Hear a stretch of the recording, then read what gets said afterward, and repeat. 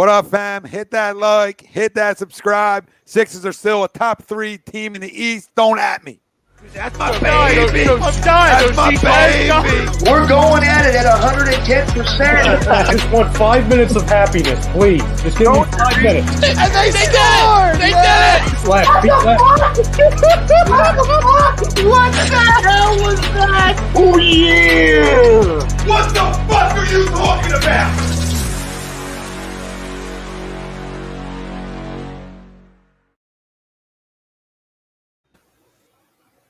Right here. You're listening to A2D Radio, real sports talk radio for the fans, by the fans, no agenda. These guys are the best in the business. You're listening to Tag it.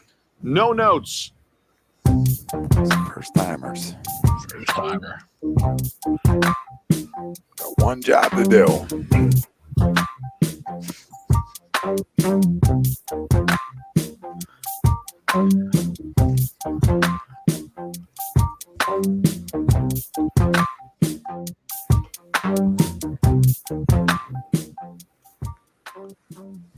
Welcome in, everybody. This is A2D Wednesday nights, only on A2D Radio. Every Wednesday, we are brought to you by the Counseling Center and Sunrise Detox. We know many of us and our families deal with mental health and addiction issues. We are happy to support the Counseling Center and Sunrise Detox. If you need help, please reach out to our guy, Rob Lutman, 856-651-8117. Tom, Ralph, Ryan, Greg, Tori, Frank, the family out there, welcome in. We got a ton to talk about.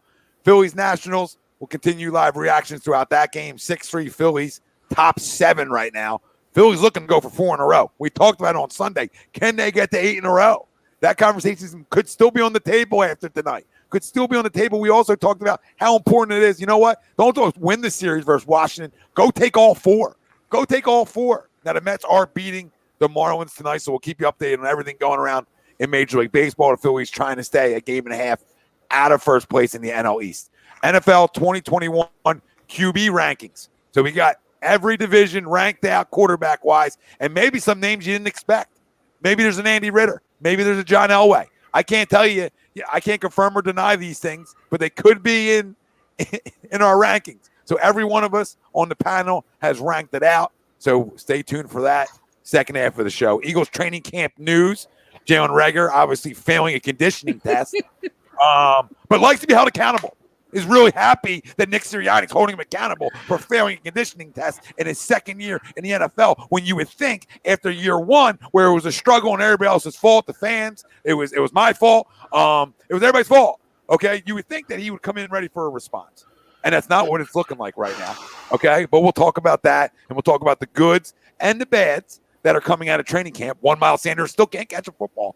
If you're wondering at home. So Mr. MVP still with the same struggles. New staff, though. So everything's going to be okay, guys, because the new staff's going to get Jalen Reagor in position to be successful that Doug never could. Okay, and the new staff's going to make Miles catch a football that Deuce never could make him do, even though Deuce was good enough to be the head coach to some years. So times everybody else is when it comes to Eagles, but I'm excited football's around the block. I know everybody on this panel is, and we'll talk plenty of Eagles throughout this show. Our main topic at hand is going to be Sixers and NBA free agency conversation/talk, and everything's going to tie into our poll question. Brought to you by BodyCheckWellness.com. You can use promo code A2D. Get yourself 25% off at checkout. That's BodyCheckWellness.com.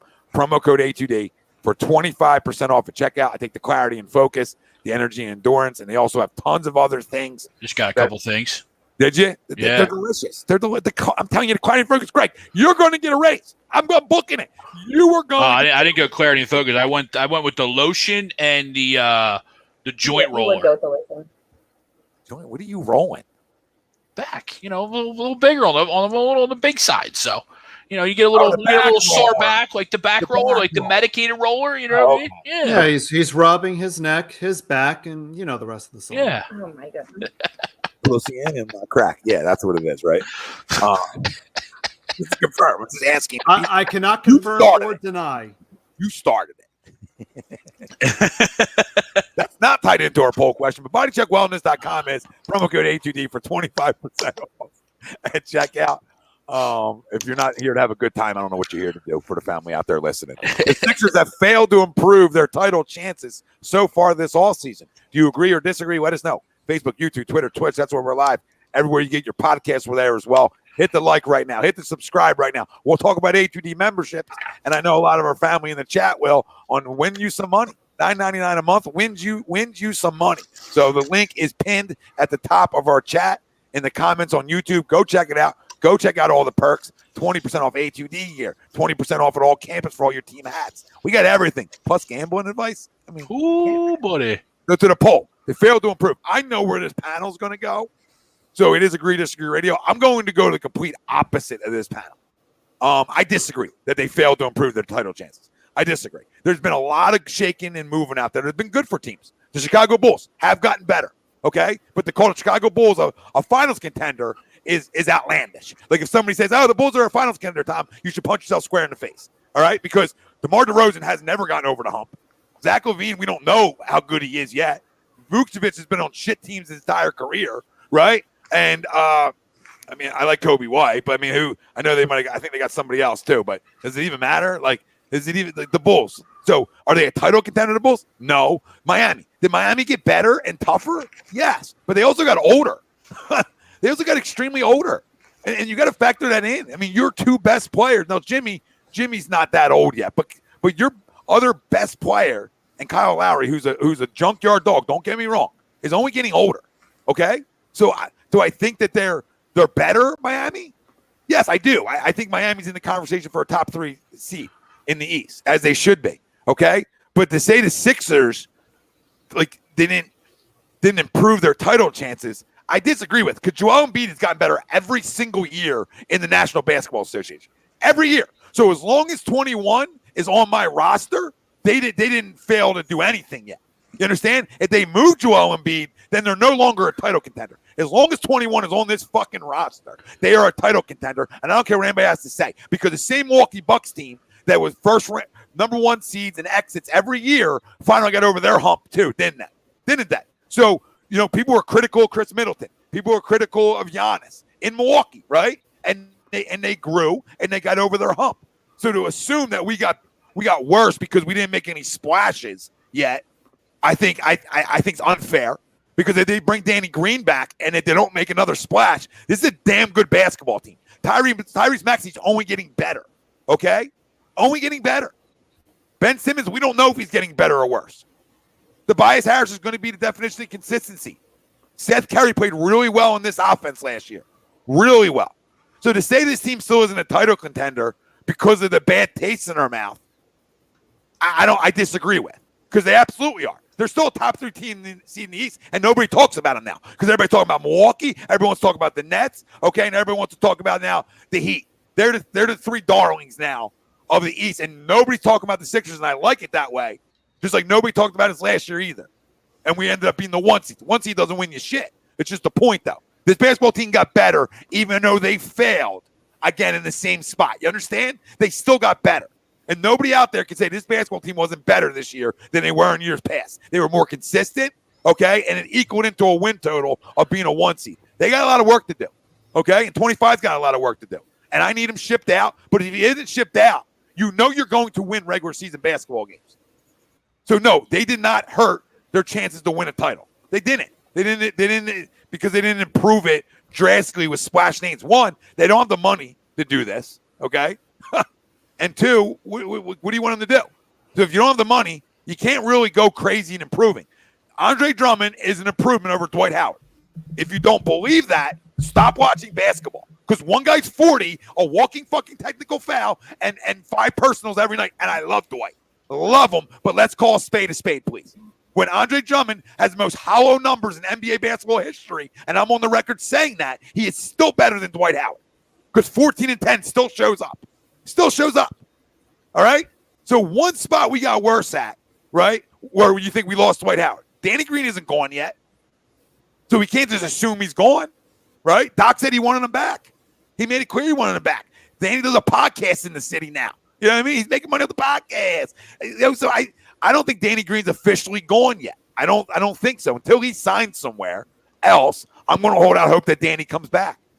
But this roster is still really good. It's still a really good roster.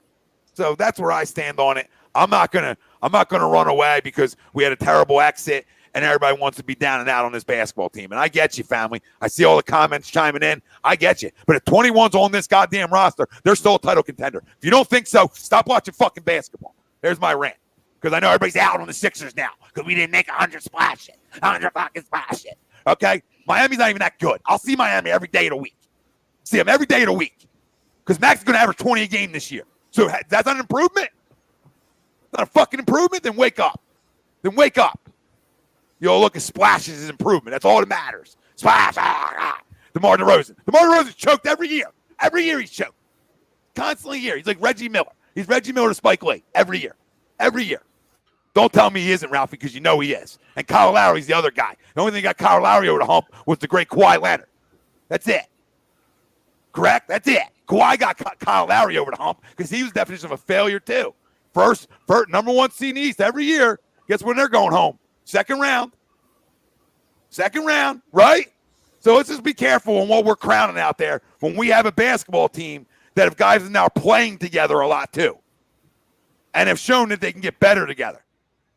I don't expect Ben Simmons, if he's on this roster next year, to take 0 shots in 5 fourth quarters. Okay, I'll book my whole reputation on that doesn't happen again. It could be still egregious. It could be 1. You understand? It could be 1. But I bet you have to get a tattoo if that happens. I'm not getting tattoos for you. You're not baiting me into tattoos. Okay. We're not doing this again. Okay? All right, you baited me into 1 tattoo, and I'll never get it, and now we're here. And I'll never hear the end of it. But yes, I still believe they're a title contender. And that's that. A lot of teams got better. I get it. But I still think we're a really good basketball team. And I still believe we're well coached. And another year under these guys, I think, can only help us as a group to grow. So please tell me, everybody, enlighten me how you guys are all out on the Sixers because they didn't jerk you off under the table. Go ahead. This was the part of the show where Tom convinces himself that we have a good team, everyone. So, well, are we the same team that was the number 1 seed in the East? Answer me that question. Because you guys can't run from that. That's factual. We're the same team that was the number 1 seed in the East over the great Brooklyn Nets and the champs. But like you said, everyone else got better, so that doesn't matter.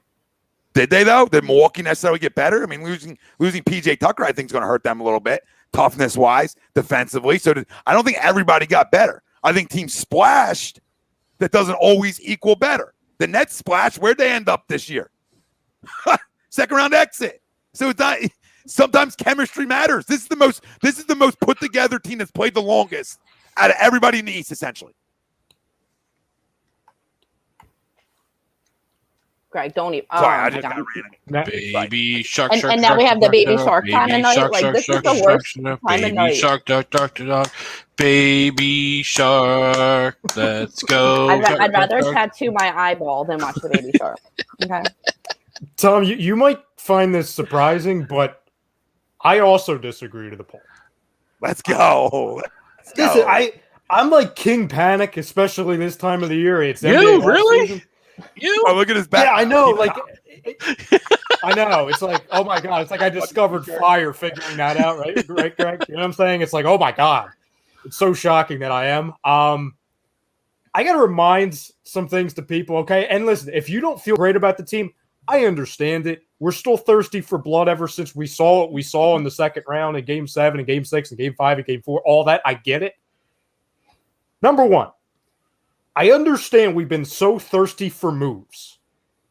Number one, the beginning of free agency was Monday. Today is Wednesday. That was the beginning of the NBA season, the official league year opening. We're like 2 full days into it.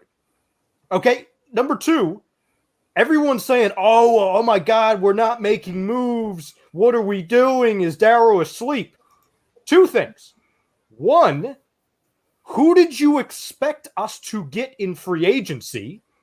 I would love to know that, because anyone who expected us to get Kawhi Leonard or Victor Oladipo, I don't even know why you would want Victor Oladipo, first off, or DeMar DeRozan or Lonzo Ball or Kemba Walker or anybody that's on that list, that's the same people that were saying 6 months ago, oh my God, I want the Eagles to go out and sign J.J. Watt, even not realizing we have no money. You have to have money to make signings. And then the same people that want to go back to the same lazy take And that's, oh, well, this proves that the Philadelphia sports teams, they aren't a true destination. Again, you cannot make signings without money. You don't want to know why we haven't been rumored to get anybody? It's because we weren't able to get anybody. The biggest move from day one has been surrounding trades. Are we going to move on from Simmons, Tobias Harris? What are we going to do for Danny Green? Are we going to do a sign and trade? And Ted, you says you wouldn't do a sign and trade for Lonzo Ball? That was never going to happen. He's getting paid way too much, Ted. I get it. We want Simmons. I'm drawing a blank on. I love Lonzo. I love what he's developed, but that's the other guy in Chicago. That's a great pickup, right? Mm-hmm. But it doesn't mean that they're a contender, though. They're not better than the Nets. Like, listen, I'm a big Levine guy. Do I think they're way better? Yes. Is it probably one of the most talented teams they've had in years? Yes. But nobody's saying Chicago NBA Finals contender. They're like 6th in the East. I got to see them play first. Everyone needs to sit back and realize two things. I know we've been sniffing out all the rumors. Oh, the Sixers are talking to this team about Simmons, talking to this team about Tobias. What's the common theme with every move Daryl Morey has made since he's been hired here? I'm going back to last season too. Was there any smoke or fire about us signing Dwight Howard? No, it came out of nowhere. Was there any smoke or fire about us getting Danny Green in a swap for Al Horford? No, it just happened out of nowhere. Was there any smoke or fire about us getting Andre Drummond? No, it happened out of nowhere. Or Seth Curry. No, it came out of freaking nowhere. So maybe Daryl is unlike some of the GMs we've either had in the city or have in the city. He's not going to be like Howie Roseman that anytime somebody breathes, he's going to leak, oh, I'm looking for attention. I'm going to go out and trade for him. He's not going to be Brian Colangelo that sells out his entire market by speaking too much. I am willing. I already declared Ben Simmons dead to me, okay? So I don't want him here. But guess what? When you look at the surroundings, the guys that we were talking about, if it's not Dame, that I wanted here, well, they're not on the table anymore. SGA re-signed. Zach LaVine, he's on a super team now. Beal's not going anywhere.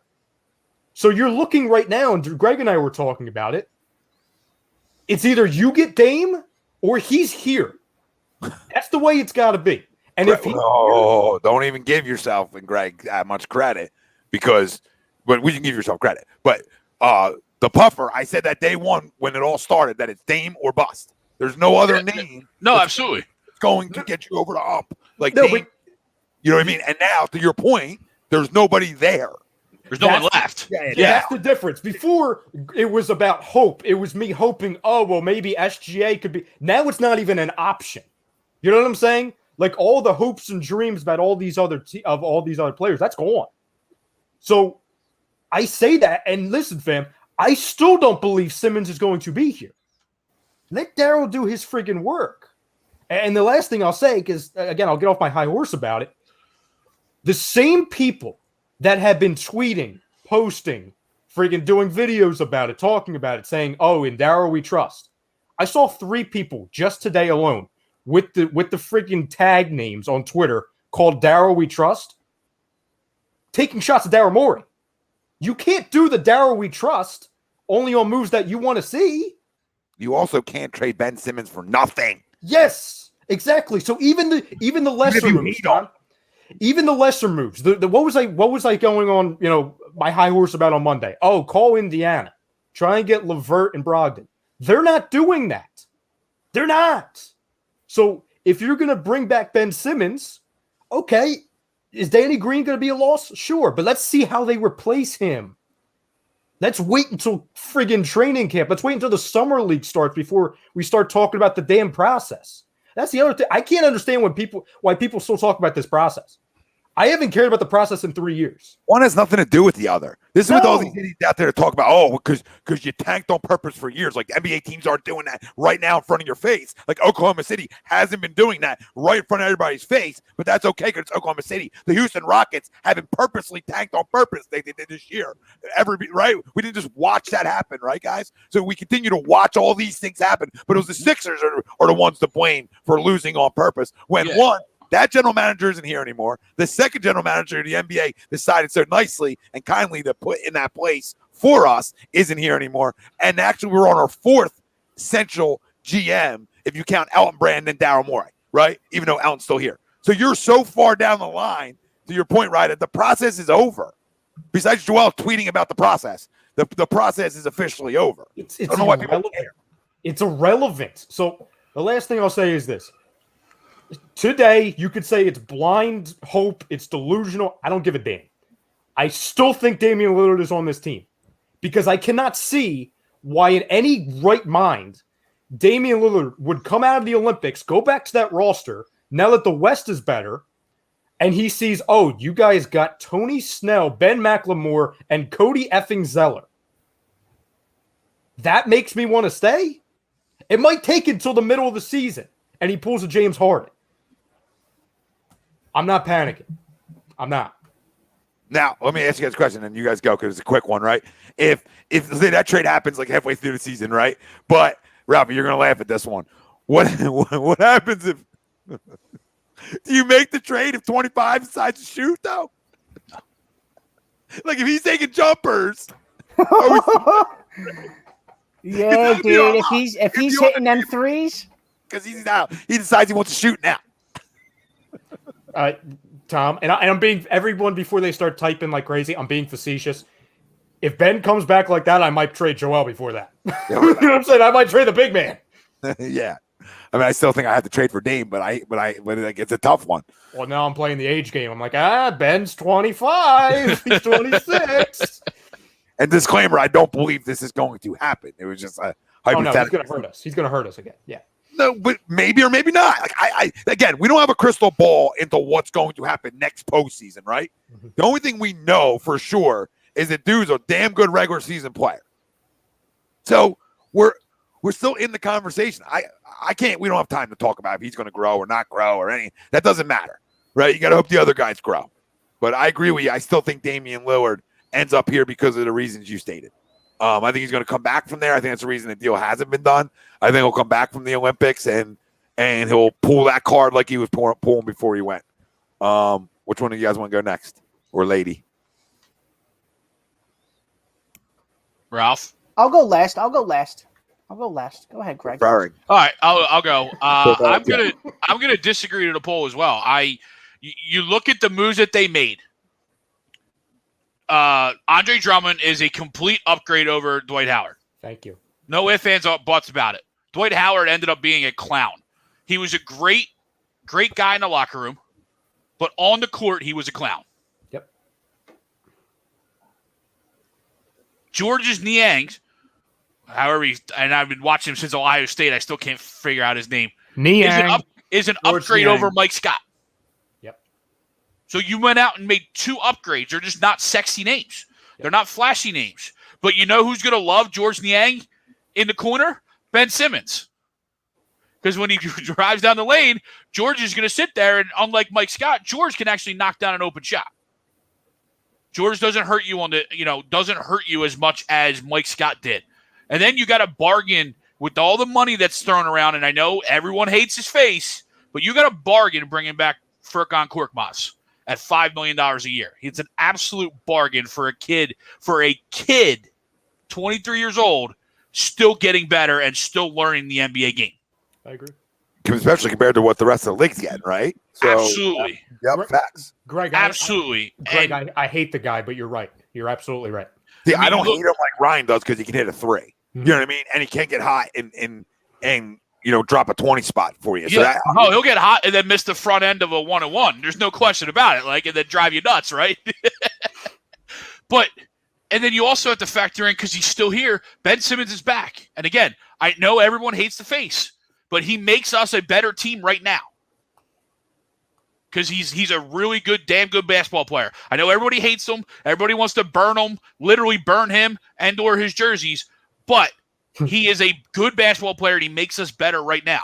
Now, if he ends up getting traded, then we'll see what happens. But as Ryan alluded to, there's nothing out there right now outside of Dame.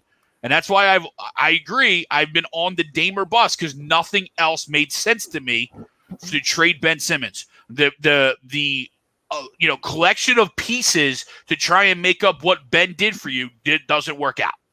You know, the 3-for-1s, the 4-for-1s, because, we got to make up all this for Ben, don't work out. So I absolutely disagree. They got better without even making a splash.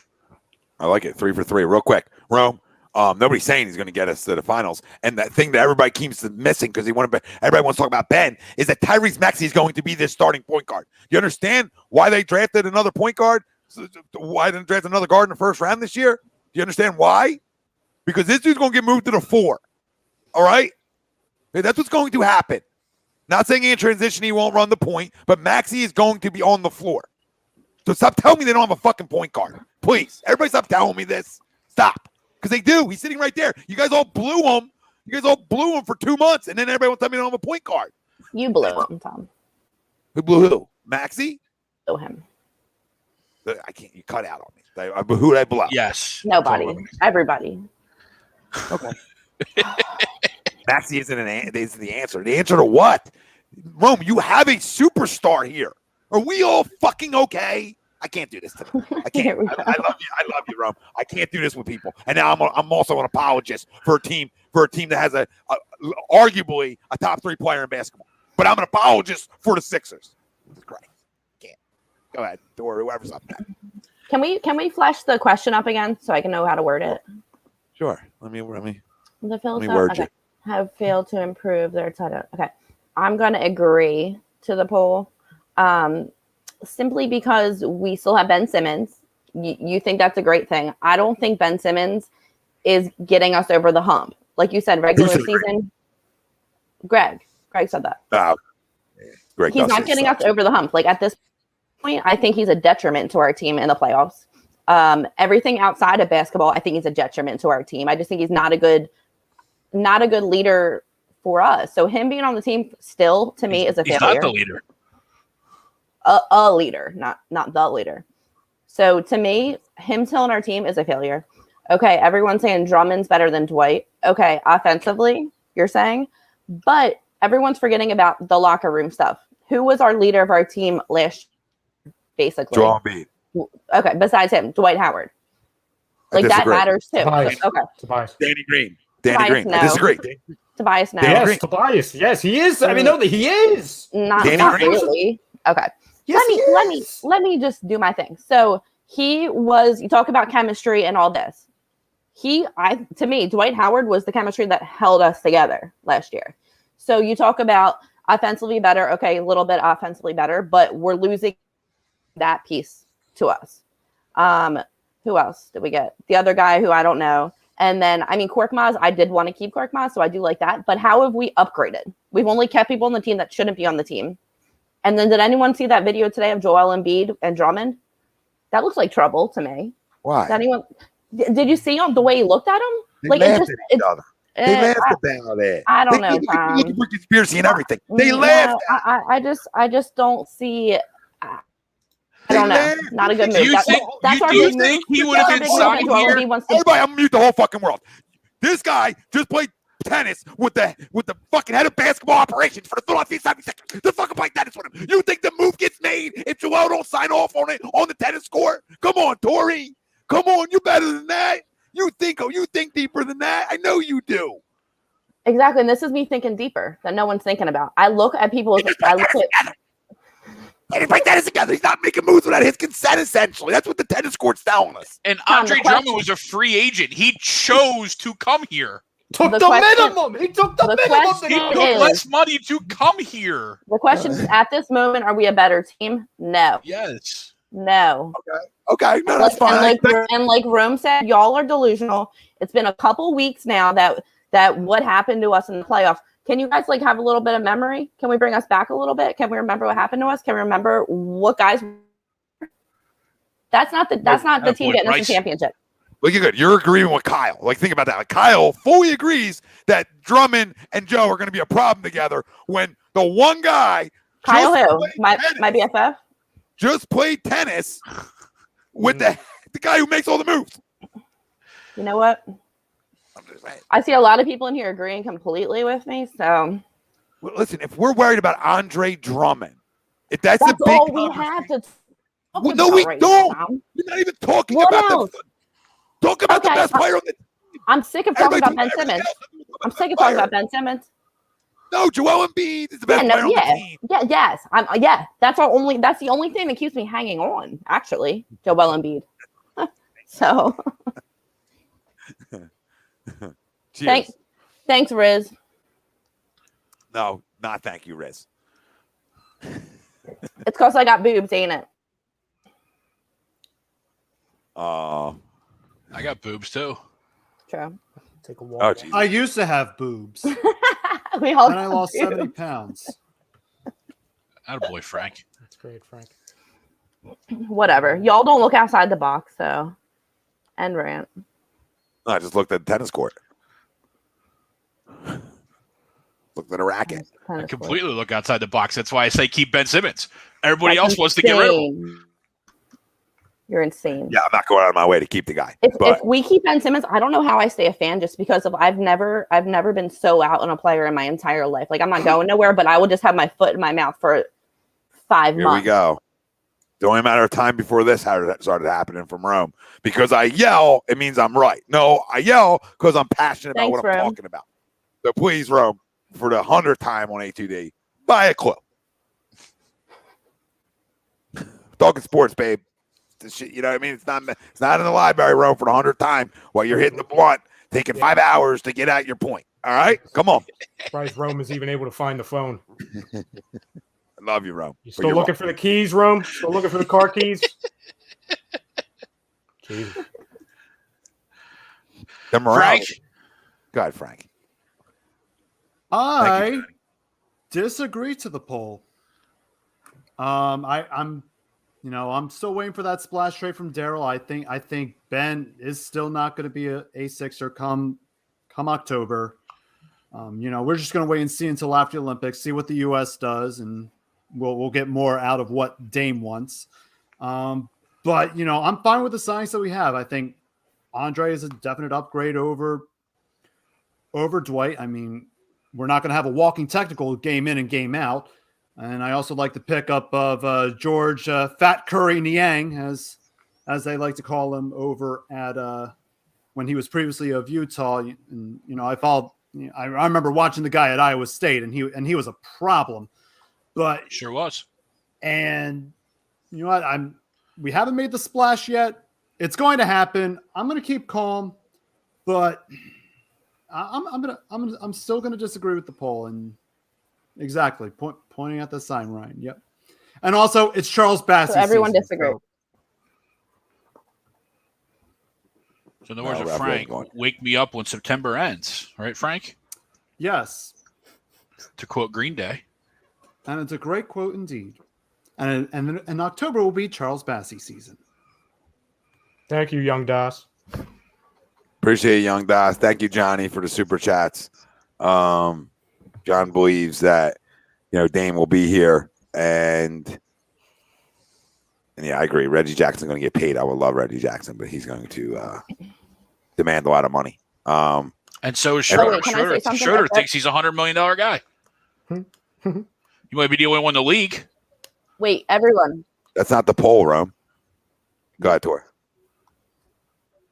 If everyone goes to my Twitter and follows me and retweets this video on Twitter right now live, and we sign Dame, I'm buying somebody a Dame jersey. So go do that. Dame jersey.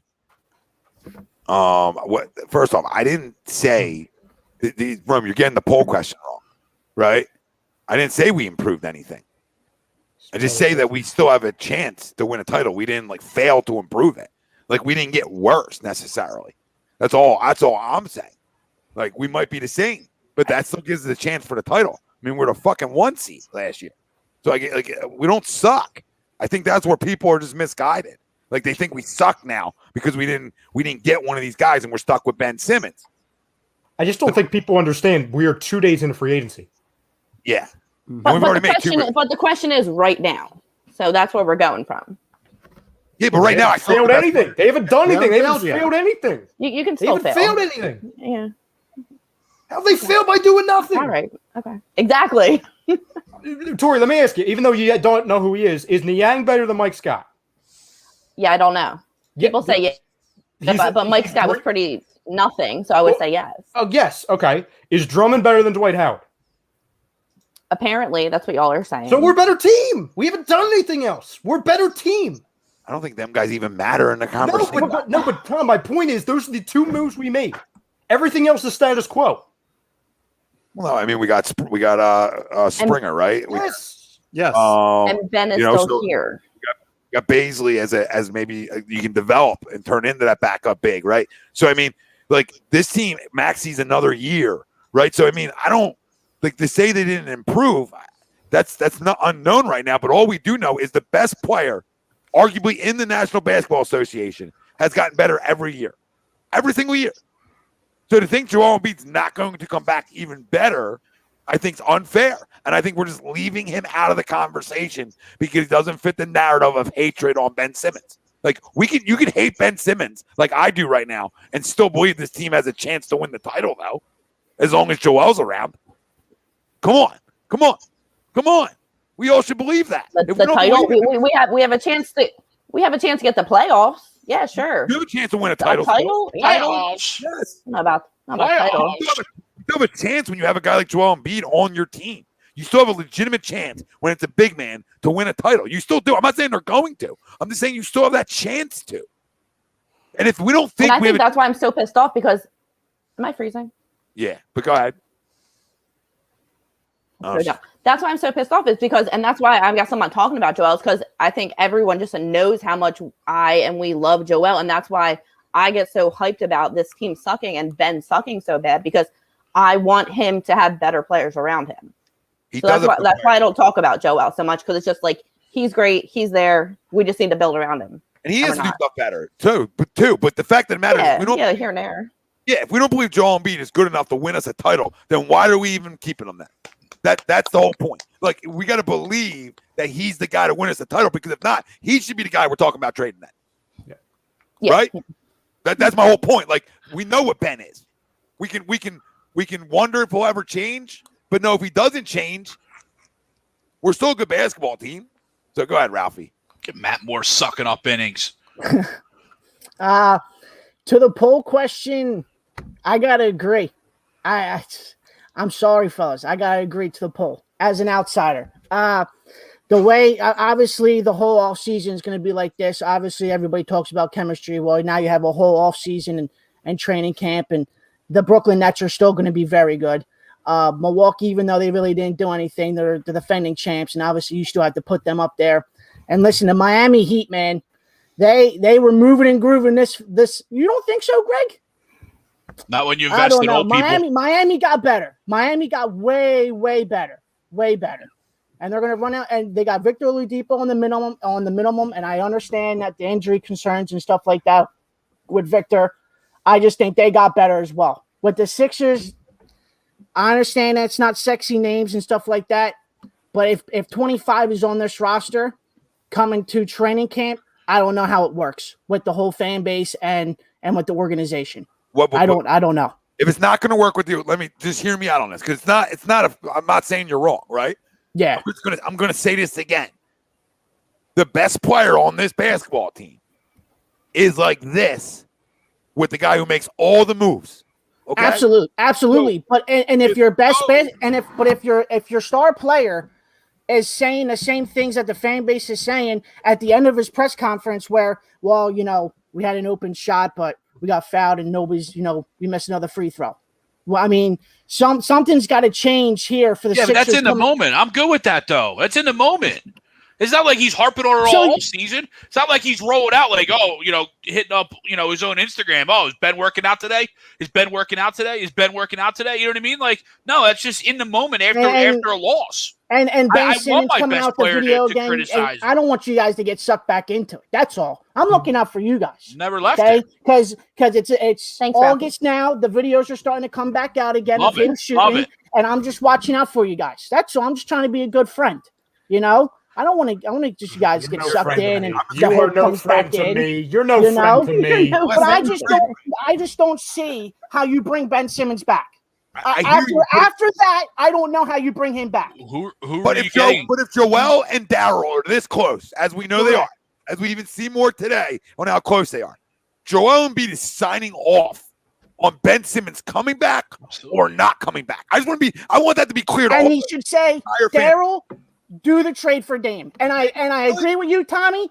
It should, under that circumstance, it's Dame or bust. Dame or bust. And I agree with you too, right?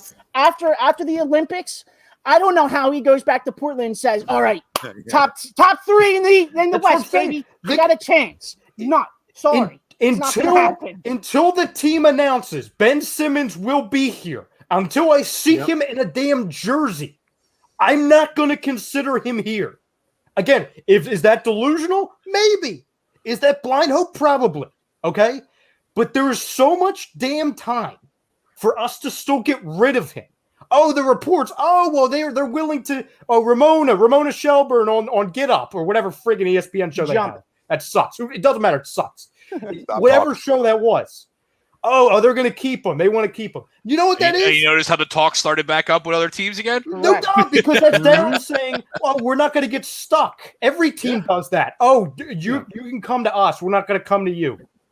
No, and also that these guys leak shit that isn't really leaking shit. Just because somebody with a check mark says it, they know how to get retweets. They know how to, or somebody who pretends to have a check mark. And I will say it again.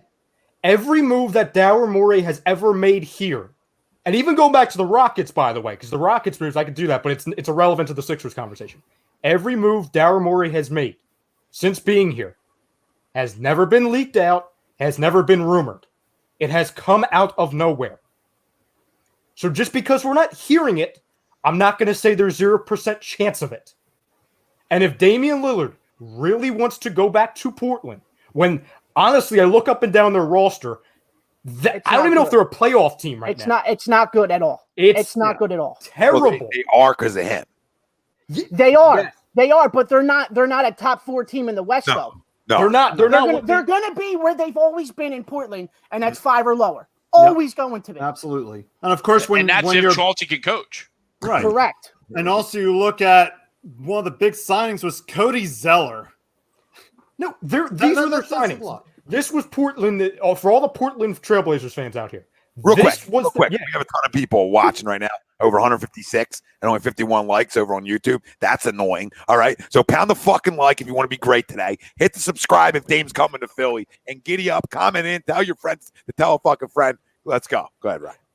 Dom Flacco, first off, I'll just do a quick brusher course. Maybe been under a rock the last 13 months, 14 months. What moves has he made? George Hill is not a move. George Hill's like probably not. I didn't even remember they made that move. I don't know. No one's talked about that. Yeah, Danny Green, Seth Curry. I could just throw in drafting Tyrese Maxey, but we could say that doesn't count. That's fine. Again, you getting Drummond. People want to say that sucks, but the same people think that he's going to start with Embiid because it's the Twin Towers. Okay, I'm just going to leave that alone. That's not going to work in the league. Yeah, there's no shot Andre Drummond starting. No, there's no shot. However, they're both athletic enough. You could do that if you needed to. Yeah, but you want to talk about congested. But you want to talk about a congested paint, though. No. They can both play on the outside a little bit. Hear me out. Drummond can on the outside. No, Greg. Yeah, no, Greg. No. Joel can. No. Joel can. Yeah. Come on. Can I say something, please? Yeah, go ahead. Say one thing. I would say a lot of things, but say one thing. That works against Milwaukee, Ralphie. Sure does. The team you got to beat. Come on, man. Hold on. I'm not talking. Are we talking with Ben? Are we talking with Ben here, or are we talking with Dame here? Don't with matter. those two starting. That's a good question. Don't matter. Because if Ben's here, you ain't starting both of them. There's no way. We're talking about playing together. We're not talking about starting them. We're talking about I never said starting. We're talking about 5-minute stretches. You guys just brought up the Twin Towers starting both of them. I never said starting. I said you can do it if you need to in pinches throughout games. I never said starting. It's not going to work. You do it against a team like Milwaukee where you need the size for a few minutes. That's where you do it. You're not doing it consistently. It's not something you want to roll out there to say 1984, right? So you know what I mean? But it's not Robinson and Duncan here. Duncan, yeah. So we all agree with each other. I'm just saying that one team where it's like, okay, I might need these guys. Well, yeah, because you're right. You have Giannis and Brook, right? Or you know what I mean, and stuff like that. So you needed that. People saying, because I just saw it. Oh, it's worse than Horford and Embiid. Drummond's not playing the 4. No, and Drummond can't shoot. So I mean, and you know why they brought him?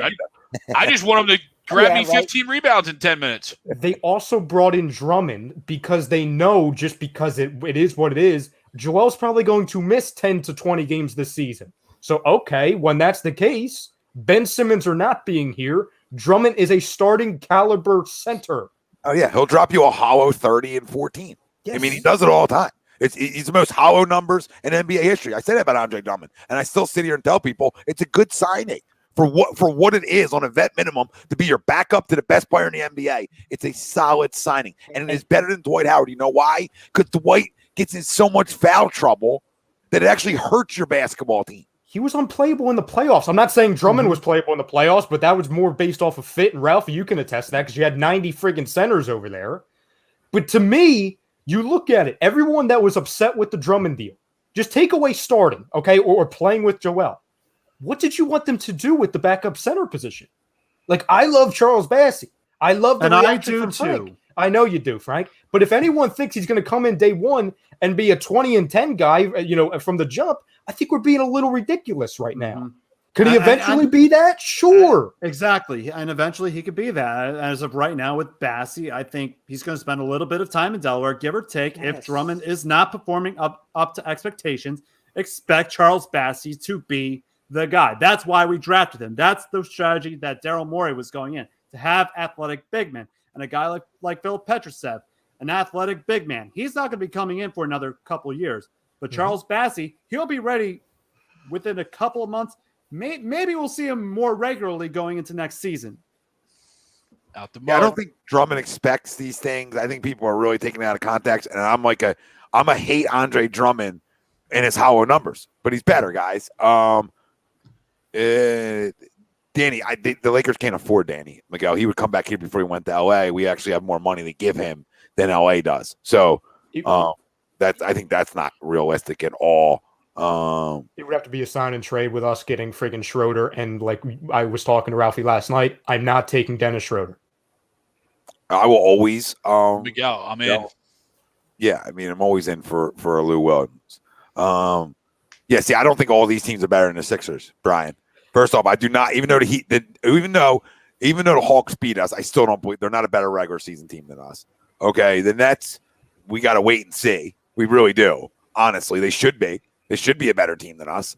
The Bucks should be. And the Heat, I'm not fully sold on being better than us. Just not. I know it all looks pretty, but I don't think they're better than us. Let's just, for everyone saying that, okay, we'll just do a rapid fire. In the East, since all these teams got astronomically better, and I think a lot of teams got better, okay? Nobody's disagreeing with that. I don't anywhere here. But all of the teams, okay, we can agree the Nets are going to be right up there with us and Milwaukee because I vote Tom McGinnis. What? Sorry. Greg? I was answering Derek's question. Oh yeah, McGinnis. Huh. Sorry, I didn't know where I was going from. I thought you were saying McGinnis was better than the Sixers. Like, what? Might be. Maybe. The Celtics today, currently constructed, are the Celtics better than us? No. And I think the Celtics are going to be good, but no. The Heat. No, I don't think so. No, Not better I don't than think so. they're good. They're not better than us. Yeah, top 4 seed maybe, but again, we were the number 1 seed last year. The Knicks. No. Knicks got better. They got better, but not better than us. No, but The they're not Knicks, better than us. the Knicks spent a buttload of money on a bunch of guys that are very average. Like, if we want to talk about guys who disappear in the playoffs, Kemba Walker and Julius Randle, hey, how are you? No, No, Knicks they aren't better. Nope. Atlanta? No. I want to see what Trey Young does with these new rules, by the way. Wizards. Anybody? No. Nope. Bulls? No. I love Levine. Upgraded. No. Upgraded. Interesting. Very Yeah. interesting. A lot of upside with what they did, but no, stop. You know, people You're going to see what Zach LaVine finally is, right? I mean, that's for sure, right? For whoever, either the lovers or the haters or the guys that were in the middle, right? You're finally going to see what this guy is. You know what's funny, Greg? The only person that could be outside of this is DeRozan. The other 3 big stars on that team, you're all going to figure out. We're finally going to figure out who they truly are, because you can argue they're in a winning environment for the first time. Lonzo Ball, because when he was with the Lakers, they weren't ready, and the Pelicans were a disaster. Vucevic, it was the Magic. Stop. Mhm. And Levine. This is the first time where they are on a team with high expectations. And I say high expectations, and they're going to make a big jump, but everyone acts like they were a 4 seed last year. They were 11th. Yeah. So if they go from 11 to 6, that's a gigantic move, even in the East. So, Agreed. Sorry. so then you look at the Raptors. No? I agree. Anyone think the Raptors are scary? No. The only teams we said it's the Nets and the Bucks. I mean, honestly. Nets and Bucks. Next Bucks and us. Flip it 3 And the sided Heat. coin. You guys are sleeping on Miami, man. I'm not It's- sleeping on it. it's- They're it's sleeping because they're old. That's what They're I in said. bed. And the Heat. It doesn't matter, dude. It does matter. Kyle Lowry's always hurt. We talk about always hurt. Ralphie, neither of their star players have been All healthy. right, we'll in see. 2 We'll years. see. We'll see. And Oladipo is not going to play this season, Ralphie. He's going to pull a Kawhi I'm with you, Leonard. Ralphie. You like him because you like Jimmy. All right. I mean, so you're only agreeing because your love for Jimmy Butler. So your love for Jimmy Butler weighs Who? heavier than your love for Joel Embiid. So we're really Who? peeling back the onion story right now. We're finding You're out. talking to me? We find out a lot when we do shows together. Find Are out you love. talking to me? Yeah, I think so. Oh, you love Jimmy more. than We you know love- Ralph doesn't love Jimmy. I think it's close. No, I think I do. I think they're a good I think team. it's close. I agree. Bunch of They are clutch very good. players. I think it's close. I think it's Clutch. closer. I think we automatically jump the Heat over us, and I don't necessarily think they jump us. I think they come more here with us. I think we're more here with each other. Then, I'm not saying we're drastically better than them. I'm saying we're more here. That's not like a guarantee that they're better than us. You know what I mean? That's all. I think they're good, but I'll tell you the team that honestly I'm a little wary of. Duncan Robinson, man, that's a lot of money, dude. Two things. Number one, that team isn't anything they were in the bubble unless Tyler Hero and Duncan Robinson play like they were in the bubble. Okay, because those bubble two guys. They're bubble guys. They're young kids. Look at this guy. Look at this guy, Rob. I mean, that's king softness right there. I shoot down your takes because you're wrong. Yeah, like it's But in reality, violently wrong. Violently I wrong. want you to become a member over on YouTube because you're going to win money from Money Pop Podcast in Willie Vegas. All right. So get on over there. Plus, you get discounts all over the place. Somebody needs to become a member tonight. All right. I don't know how many times I got to tell people. All our members tell you to become members. Let's go. J Love in the house. What's up, baby? You're all more confident than me. I want to pick the Sixers over Atlanta, Boston, or Miami after that bull we pulled in the playoffs this year. See, now this is where there's differences in opinions. There's guys like J Love that are still hurt, really hurt, right? And there's guys like myself that are hurt, but like as time's gone on, the wounds have healed, right? And you forget about the 0 shots. It's been like a day. It's been a day, Tor. Been 2 months, I think. Been Feels like a a little day. long time. I was in Florida when that happened. I'm no longer there. Wow. I'll tell you that, and I'm sure you guys won't agree with this. The team I'm more wary of is Indiana. Nah, don't do that. Nate McMillan, Indiana. I agree with you. Well, they got Carlisle. They don't have the friggin' they don't have the scumbag that they got from the Coach. Raptors. Trying to Rick- trade Rick- Miles Turner for 3 years now. Yeah, Rick can't coach. Rick can't coach. He just lucky he fell in a Luka lap. He can't coach. Fell into a Dirk lap too. Yeah, he can't coach. I mean, he can, but he's not as good as Nate McMillan's a better coach than him. Is my Oh point. yeah, no, I don't think they should have ever fired him. I think they're good. Again, I don't necessarily think they're better than us, though. I think they're upgraded. But the Pistons. Oh my God. Up according to Don are better. Jeremy Grant, 40 a game. Oh, Kate Cunningham. Rome, two things. Number one, it's clear you don't pay attention if you think Tom and I agree on everything. And if you're not Mr. Softy, okay, that's fine. I'm just going to play this every friggin' time you speak. Every time you Oh my God. Get through the friggin' mist Sure, and Ron. neck. Poor I'm damn pissed. He Clark. doesn't come down my street anymore. Bullshit. He never comes to my house. That's because I live across from a cornfield. Nice. Oh, I thought you were going to say something else. Where the hell you live? What's up, Mike? See you, Somewhere. brother. But yeah, that's like I know I got more agrees than I expected on that. Like people on my side, I was actually expecting the entire room to be down and out on them. So I'm surprised by you guys a little bit, which is a good thing. But I just don't. I have hatred for Ben Simmons. but I also don't think he's as bad as we're making him out to be. Don't do it, Joe. Don't do it, Joe. What's wrong with what I said, Tori? You just rolled your eyes. What was wrong? Why, Joe? Why? He's way worse than we even think. I said that I hate Ben Simmons, but he's not as bad as we're making him out to be. He's actually worse than we're making him out to be. There's only one person that's making him out to be worse than he is. And I hate him. And I hate him. I'm speaking what he is. And somebody said it in the chat.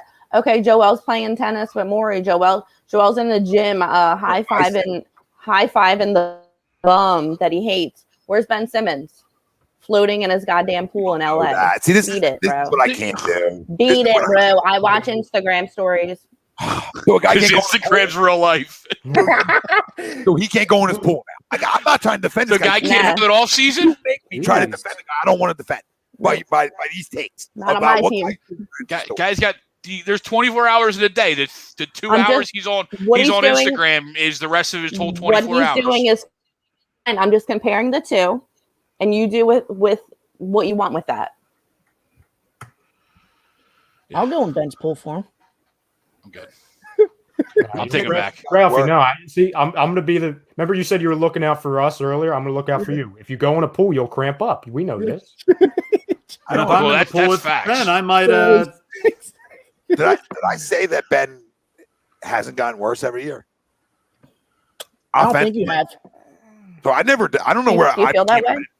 Yeah, I'm not a Ben Simmons apologist here. I'm just telling you he's not as bad as the chat and the national media wants to make him out to be. Listen, what happened in the playoffs is unacceptable. It's the worst performance I've ever seen from an air quote star player. I would have traded him that day for anything. Okay, but at the end of the day, he's not as bad as we're making him out to be. Mm-hmm. Like we're caring about one side of basketball, but yeah, I'll read Philly Mike's comment in a second. But like he has gotten better on the other side of the basketball. I don't think we can run from that as much as we're being critical of him, which is fair. All his criticism is fair. But let's also, while we're critical, let's also once in a while just add in like, dude, the dude's an elite defender. And I know defense doesn't mean anything because we got knocked down in the second round, but he still is though. And if you ask Bradley Beal and other guards around the league, they say he's the toughest guy to go against. That's coming from his peers. That's not coming from me. That's Bradley Beal's words. Everybody wants Bradley Beal, and I get it. Bradley Beal saying he's the hardest guy that he has to try to get shots over because of his length, his athleticism. So let's just stop acting like we have some scrub because he disappeared on us. He did, right? I want him gone too. But I'm telling you, and I've been saying it for a while now, if it's not for Damian Lillard, I fully expect this guy to be back here. All right, I fully expect it. I can't wait for that to happen. You're all going to have to deal with it. And hope. And hope. I'm not telling you he's going to get better. But if he does, then what? He's not going to. Are you serious? In 5 years, Tommy. Are you serious? Come on. 5 years, dude. Now I've got to flip it on you. Yeah, I can't. He has gotten better at things. You guys can't say that. I'm the biggest hater of him there is right now. You can't say he hasn't gotten better at things. Now you're all watching the game because the accolades tell you he's gotten better at things. So it's mental at this point. In 5 years, to say he hasn't got better in 5 years is a lie because he has got better defensively. Yeah, defensively he has. Yeah, defensively. In the regular season, you can't run from the fact that his free throw percentage got better than it was the year before. Did it not? Because it did. We all watch what happened in the playoffs. I'm just talking about numbers since that's what everybody goes off of. So did it not get better this year? Checking. It did. But he regressed in bigger ways that he moved forward in other ways. Excuses for gymnasts out there where they get every fucking excuse in the book when they opt out of shit. But we can't give a damn about gymnasts. No one cares about gymnastics. I'm talking about the public. I'm talking about the public. I'm not talking about you guys. What I'm saying to you is we can't be critical there because of mental health. But this dude, once he started going to the line in the Washington series, something up here got fucked up. Okay, and if you can't it's not mental illness with him; it's mental block. It's different. You don't know. You don't know. No, I don't. But it's what his Instagram story told me. So I'm just giving you guys all scenarios. All right, let's do it. We'll do a numbers rundown. Okay, we'll do everything. That way, everything's on the table. Okay, field goal percentage. It went from 54% to 56%, back to 58%, down to 55%. That's his 4 seasons. Down to not taking the shot. Let's see. Mad again. He averaged one less field goal a game compared to the season prior. Let's see. He took the same amount of free throws every year. His free throw percentage year by year, 56%, 60%, 62%, 61%. And then points, it went from 15.8 to 16.9 to 16.4 to 14.3. Okay, did this go up? No, it went down dramatically. 8.2, 7.7, 8.0, 6.9. I mean, okay, I'm not telling you offensively. Like, the only thing I thought got better was his free throws. I thought he shot better this regular season than before, but it could have just been a second half thing. Well, I'll check. I'll look. Steve, I'll check that. I can check blocks and everything. I'll see. But like defensively, he's gotten better. He wasn't a first team all defensive player before. So no. Yeah, defensively, he's way better. Yeah. I'm never. I agree with Philly Mike. He hasn't got better at the things he needs to get better at. That's the factual information. I agree there. He's a liability on the half court. He is. Listen, these are things I yelled about, Ralphie. You know this. So, like, I'm not trying to defend him. I'm just trying to tell you there's a chance he's back. So to say he hasn't gotten better at anything, I think it's unfair. He hasn't gotten better offensively, which is a problem. It's still a problem. Yeah, it's a big problem when the NBA is focused more on the offensive side of the game. And when you run a half-court set and only 4 guys can shoot the ball and Ben Simmons is standing in the corner playing with himself, it don't look good. I'm just trying to talk myself around having him back because I just feel like it's coming. Oh, he'll be back. Well, what's the percentage chance that you guys think he's back now? 95. Oh my goodness! I can't wait. I cannot wait, Greg, for him when October comes. I think it's 98% because it's Dame or not. So whatever that percentage of Dame is, there's nothing else in the NBA right now makes it worth it to not bring him back. And then you look from like a guy like from my side, the guy can't get any worse. This was rock bottom for him.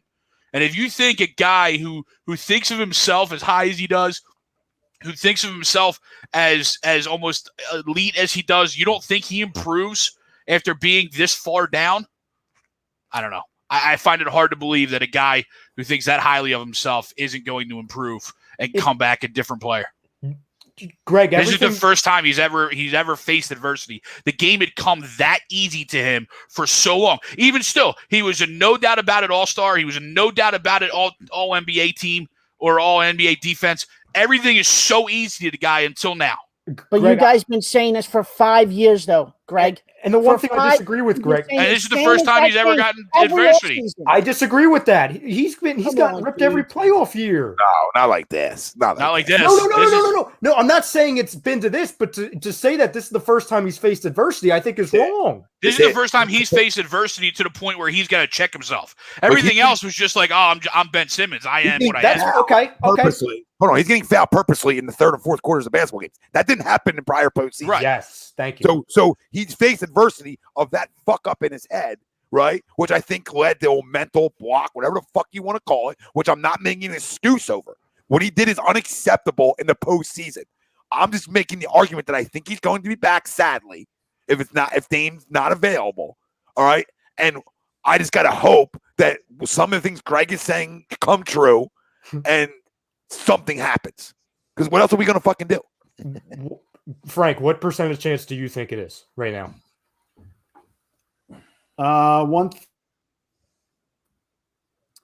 The percentage I have right now, I'm gonna say 50%. Ralph? 20%. That he's back? Correct. Yep. So you think there's very little chance he's back? I just don't see how you bring him back.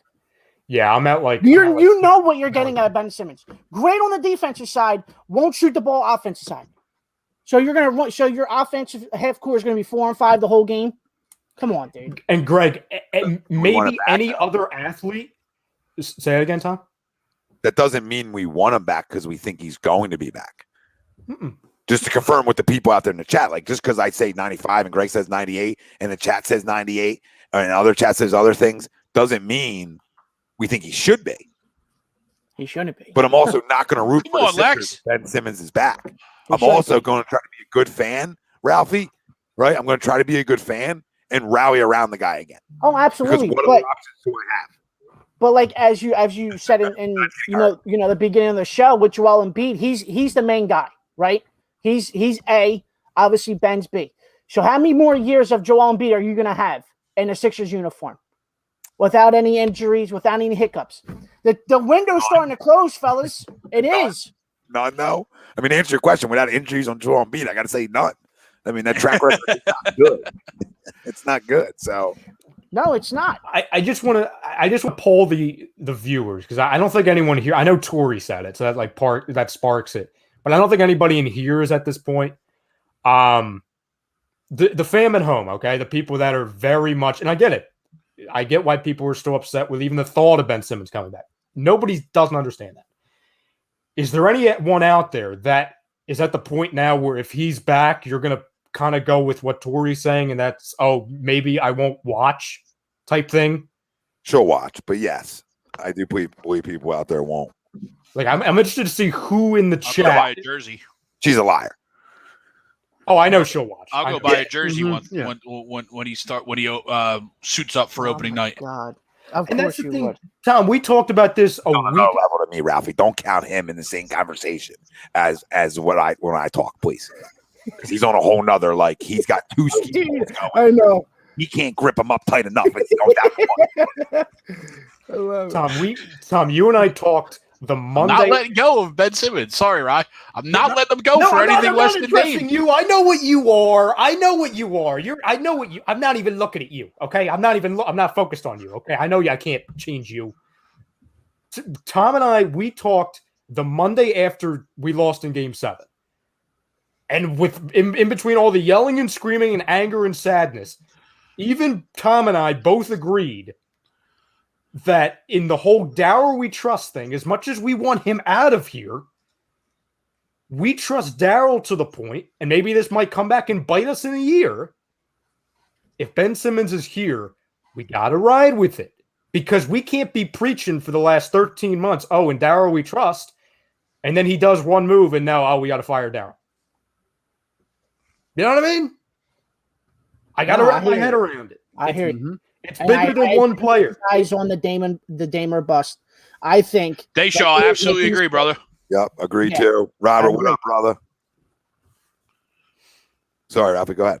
No, I like what Ryan was saying. Like, I just don't see how Dame flies back to Portland at the Olympics and says, "Damn, we got a shot this year." Cody Zeller, backup center, baby. We got it this year. I just Backup. He's going to be starting once Nicole Mirtich or whoever it is up there gets hurt again. Jurkic. No, Mirkic. Yeah. Meerkat. I don't know. Yeah, I just don't Bosnian see how beast. Dame looks at that roster. And he even said in the offseason, I'm going to sit back and see what we do in the offseason, and I'll make my mind up. Well, I think your mind's already been made, Dame. just ask for it, dude. Ralphie, Just ask for it. and I'm saying this because I'm not saying this because I'm a Sixers fan. Like, if he goes anywhere, I would understand it. If he goes back to that situation and he says, "Oh, okay, I'm cool with this," that's an indictment of you, bro. That's an indictment of Dame. Like, I get the loyalty thing. That's awesome. But there's a time and place where you need to be selfish. Yeah. Yep. Exactly. Like, when do you have the golden ticket in life, let alone sports, when you're already getting paid millions of dollars when the fan base is saying, "We want you to be selfish"? How many times do people get that opportunity? Where people are like, "Oh, dude, be Yeah, right. selfish. Don't just look out for yourself." Nobody says that. Yeah. The entire world that aren't even freaking Blazers fans, even the fan bases that have no chance to get Dame, they're like, "Oh, dude, you got to get out of there. You got to get the hell out of there." Habib, thanks, brother. Appreciate it. Thanks, Habib. Thanks, Abib. It'd be Like, I don't get. Like, if he goes to freaking New York, like, I'm not going to be happy, but at least I'm like, okay, he got out of there. I was just thinking, did they price themselves out though of it? Like, because I With mean, you that have move Evan of Kemba, give me Fournier, a second, I'll look. $78 million, The Kemba move. and then you're getting Kemba, right? I mean, why would you sign Kemba if you're in the running for Dame, right? Like, They're not. Kemba's best is Dame, right? And this is true too. There's the other side of it. Like, you are gutted if you make the trade for Damian Lillard. So there's two sides of it. The Knicks are 14 million over the cap now. Yeah.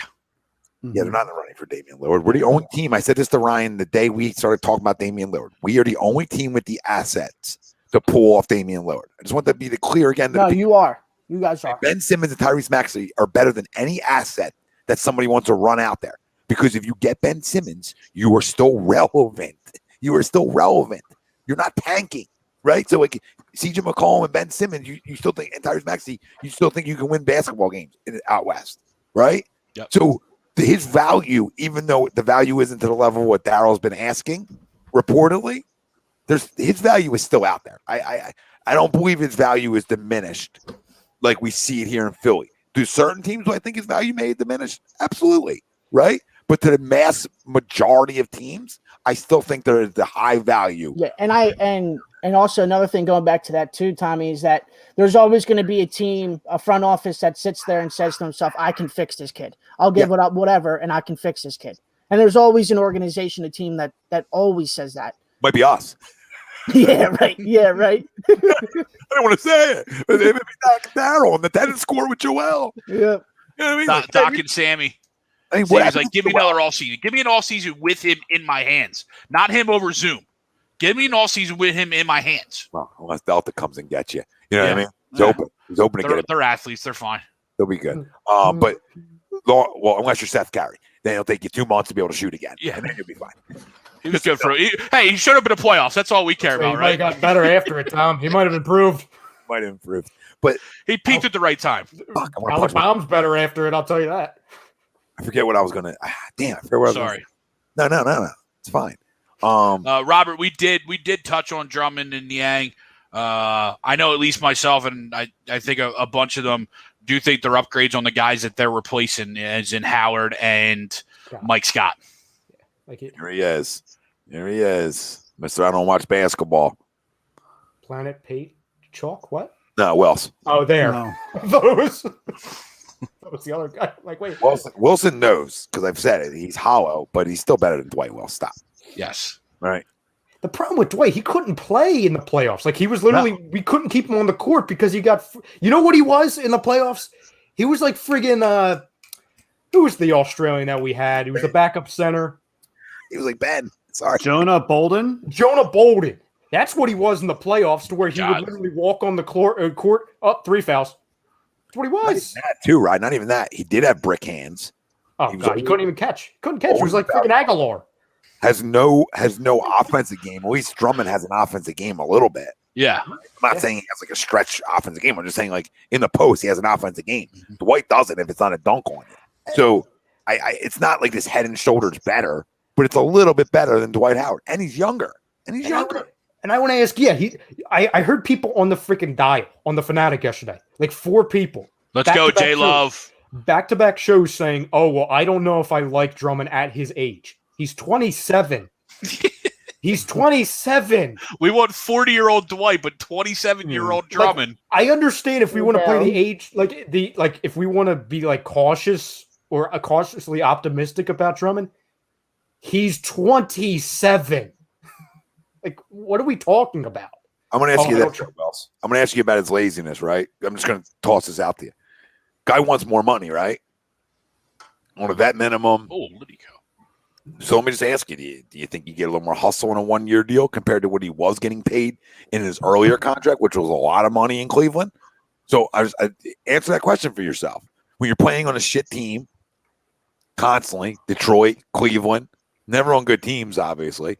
Part of that his problem. Part of that was his problem. But do you think on a better team, a team that actually has a chance of winning something, and he's on a 1-year deal, do you think you get a little bit more of that hustle? I'm not being a dick to you. I'm really asking you. Like, do you think you get a little bit more up tempo?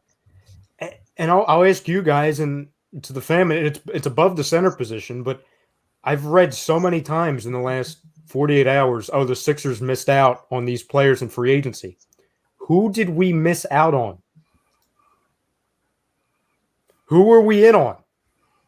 I like the idea of Kyle Lowry. Nobody was either A, able to, or B, Kyle Lowry. willing to pay 3 years, $30 million a year. Let's go, Nelly. Did we want Lonzo Ball at the trade deadline, Tom? Yeah, we did. But Tom, I don't think any part of us thought, oh, we're going to get Lonzo Ball this offseason. Yeah, I mean, you look at like a guy that I probably would have targeted this offseason, Evan Fournier.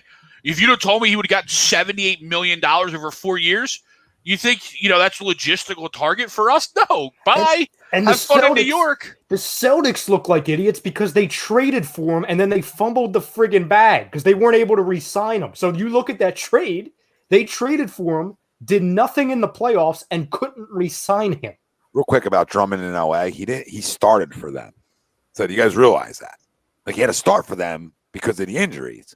So I don't look what happens in LA and say this is what he is. I'm talking about a guy now playing 15 minutes a game. Yeah, and Rome says we missed out on Kendrick Nunn. Like, I would have liked to have Kendrick Nunn, but I can't help that he took friggin' 2 years, $10 million to go to the Lakers. Like, he shouldn't be taking that money. That's clearly a guy who wants to go play there. Kendrick Nunn got worse last year, so it's not quite crown Kendrick Nunn. No. He had a great bubble. He's another bubble guy. He had a great bubble. Would I have wanted Malik Monk off the bench? Sure, but again, he's not changing the complexion of the season. I'm going to say no to Malik Monk too. Like, just to play devil's advocate. Like, I don't want Malik Monk. Malik Monk had every opportunity to be a guy somewhere and failed. So no, I'll sit Malik Monk in his I'll drop 30 and disappear for 2 months game out.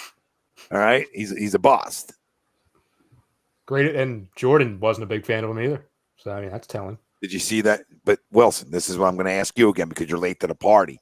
And you obviously, you don't pay attention. You and Tori should have this conversation later. You guys message each other, find out. Then say, Tom, Tom was being facts tonight. All Embiid play tennis with the guy who runs the whole fucking show. Can we play the video here? If Joel doesn't sign on. Video here. What video? What video are we playing? Of Joel and Drummond. Why? You guys all saw it. There's nothing to play. They hugged it out and they smiled. Okay. Like, and Joe played tennis with Daryl Morey. If he didn't like the addition and the signing, that doesn't get made. It doesn't get made without his approval. Okay.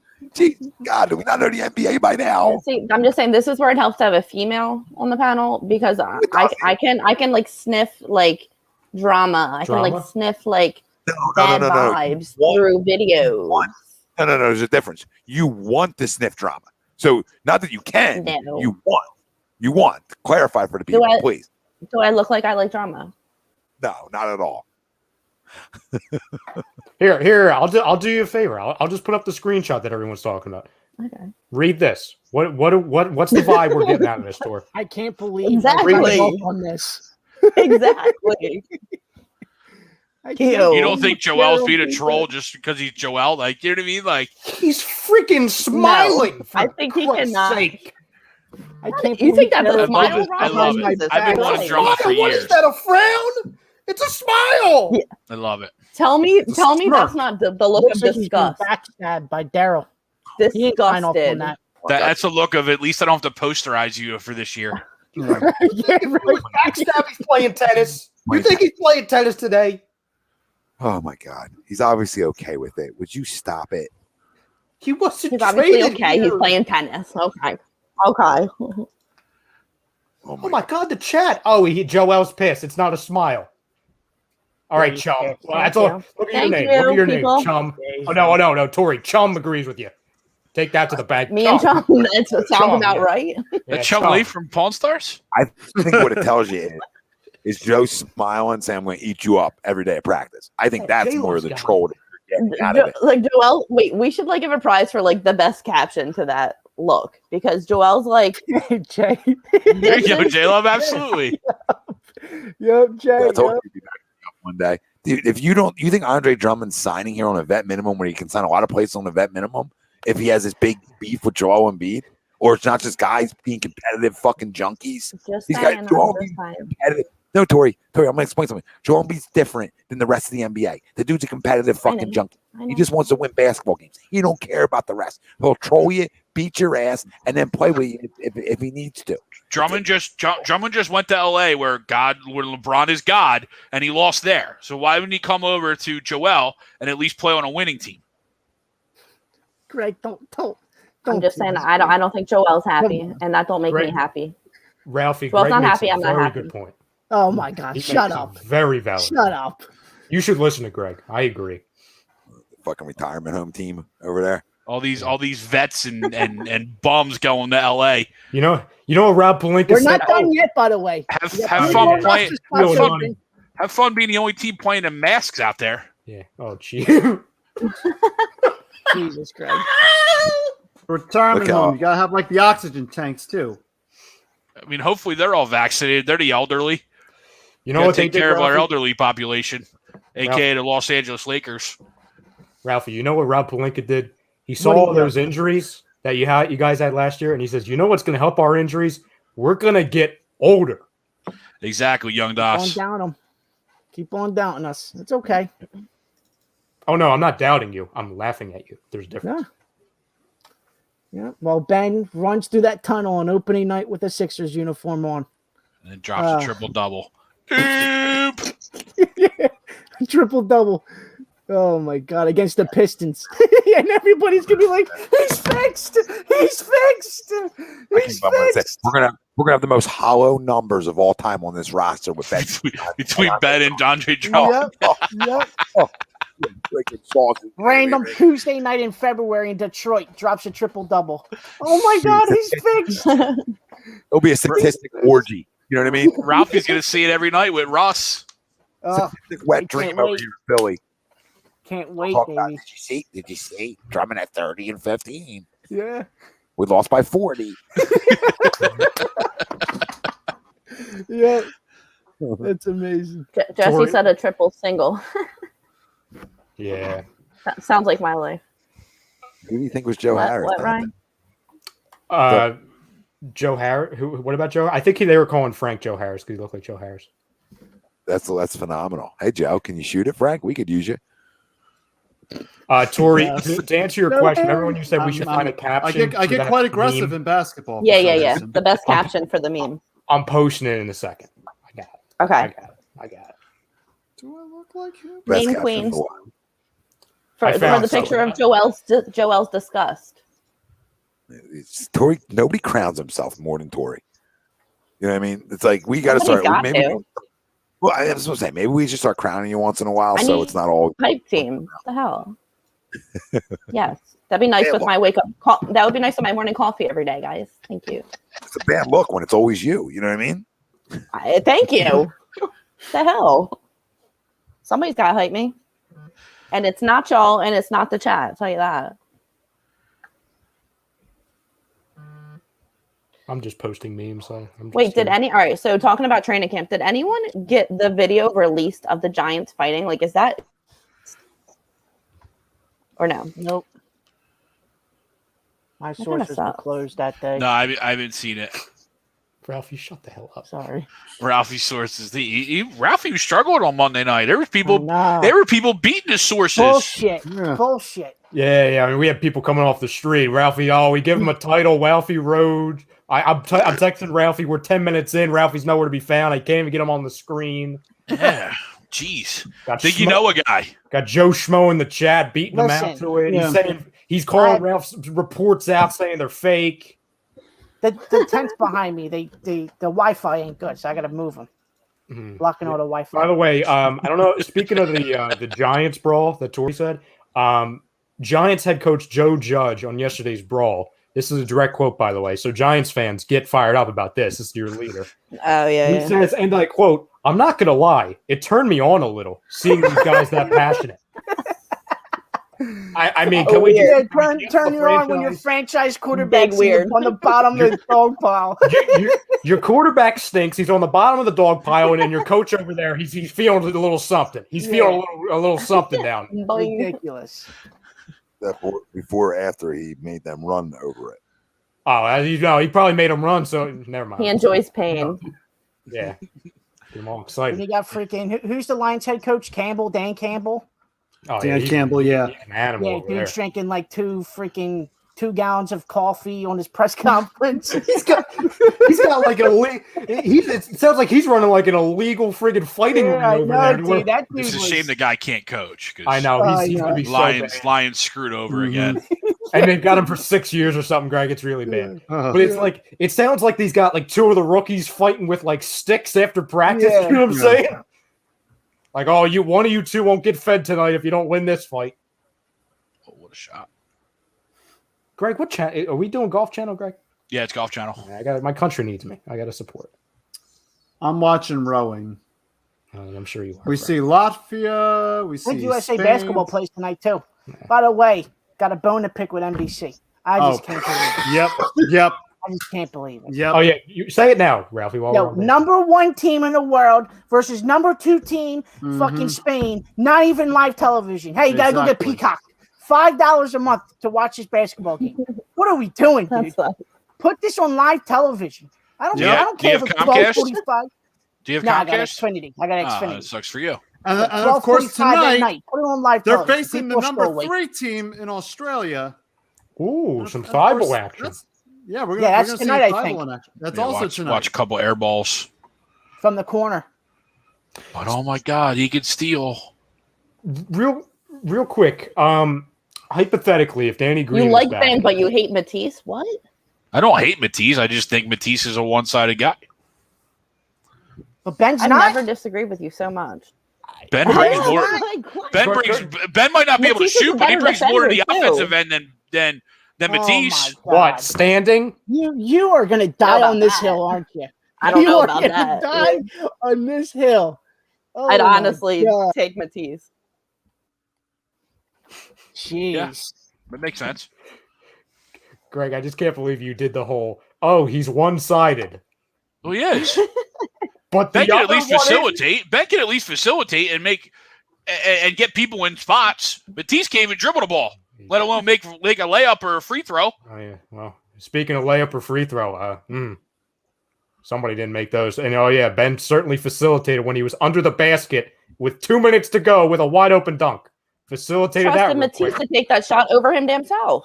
He So, pays it to full Matisse. Yeah, circle. I mean, you're talking about the play that I agree with you all on. I don't disagree with that. I'm still That taking is Ben the 800 million play. times over Matisse. But that is the play, Greg. That is the play that sums up his entire life. It is. That play No, defined it his doesn't whole sum up his career. entire life. That's It just is. one play in a moment. Defined his whole career. The moment. You might only be able to get a 2nd-round pick out of this guy now because of that. Oh, see, now I'm back. See, you got to make me. I can only disagree with Greg for so long before you do that.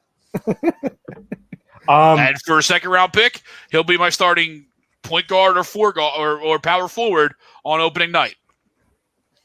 And I'm good with it. I'll go buy a jersey that night. Yeah, you go into the second round of the playoffs every year. Did you watch the process? Did you watch winning 9 and 10 games the whole time? Here we Yeah, go. I'll get to the second round, and just like the Eagles, right? You tell me, and I hated Andy Reid. I don't like Andy Reid.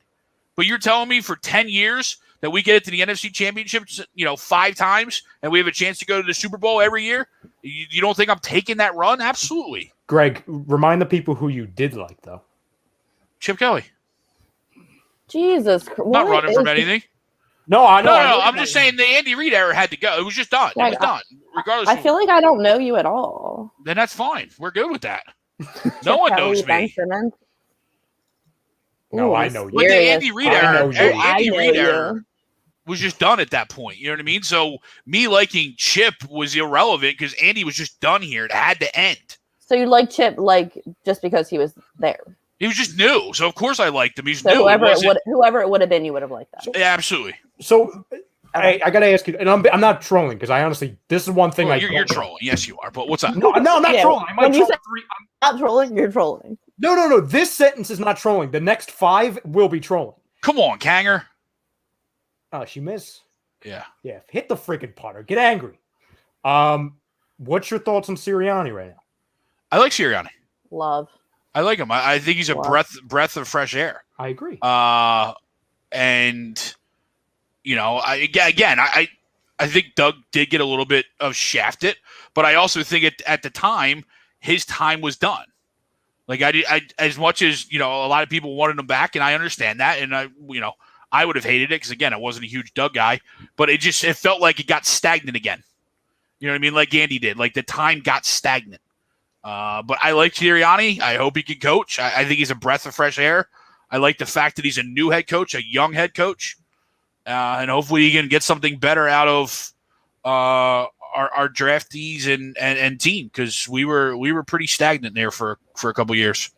No, I actually completely agree with you, Greg.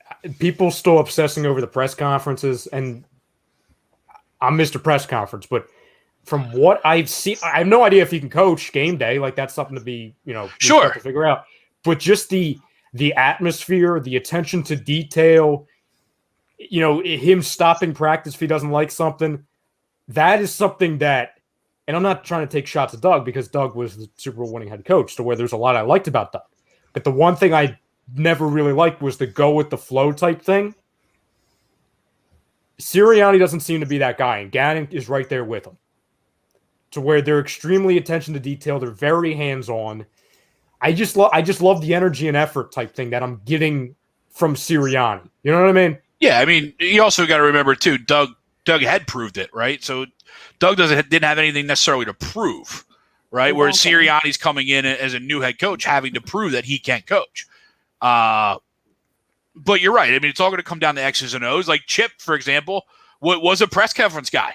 Right? I mean, Gabe Capper was a press conference guy. Those guys could talk. Just because, Sirianni stuttered over a couple words, but listen to him talk about X's and O's, right? Listen to him talk about game film and talk about, the stuff that makes him go. There's not a stutter in that guy. You know what I mean? Like that fire, that passion comes out when you hear him talk about getting, this offense versus this defense and how I can get at this player ready to go to face this guy, right? That's when he shines, and that's when, he gets past that awkwardness of that initial press conference. You know what I mean? Yeah. Real quick. So Riz, I'll get to that question in a second. I won't forget the Danny Green thing. Because let's be real, as you're an offensive coordinator, how many of those types of press conferences are you really doing in your life? You know what I thought of? Okay, and I'm not comparing the two coaches because one won a World Series, the other one hasn't coached a real game yet. Okay, so everyone's saying I'm comparing. I'm not. But to your point, Greg, when you talk about how, at times he has the stutter and he doesn't sound like he knows what he's talking about, but when he's talking about stuff that's his passion, he sounds like he's very proficient at it, right? Charlie Manuel? Yes. Yeah. Oh, yeah. You're absolutely right. We can't. Everybody hated Charlie until he won. Yeah. Yes, everyone's saying, "Oh, he's King Stutter." Oh, we don't understand what he's saying. It makes him more human, though. I like it. Yes. And again, it's like a light switch when they start talking about what they love and what they like doing. There's not a stutter in that friggin' room out of Charlie Manuel. There's not a stutter or awkward sentence. I mean, there's some awkwardness. I mean, he's talking about I did have a chuckle when he was saying he was having the team watch Joey Chestnut to get a winning environment into the team. I did have a chuckle. That might be better than the rock paper scissors, but I get it. Like I get what he's trying to do. You know what I'm saying? There's a lot of things like with Kapler that I didn't understand what the hell he was saying. Right. But you just use big words, right? The non-baseball style sunglasses. Like, dude, put on a pair of Oakleys, right? We don't need those. He talks like a narcissist. Like, he can just talk himself in circles, and then you're just so confused that you're like, okay, you just like. But it sounds good at a press conference, right? Sounds good. Exactly. No, absolutely. Ralphie, what's your initial thoughts on Sirianni? At first, thought it was a little weird. The whole rock, paper, scissors. But now it's grown on me. Were you afraid? Dude. Were you petrified? No, I just thought, he was a little weirdo, but no, he's a cool guy. I got the reference, Greg. I got it. Glad somebody finally did. It was a lyric. You said, at first I was afraid. Greg said he was petrified. Petrified. Yeah. Great song. I'm so mad I didn't get I'm going to watch that movie tonight. Who sings it, Ralph? No idea, but that's a good movie, though. Replacements? Yes, sir.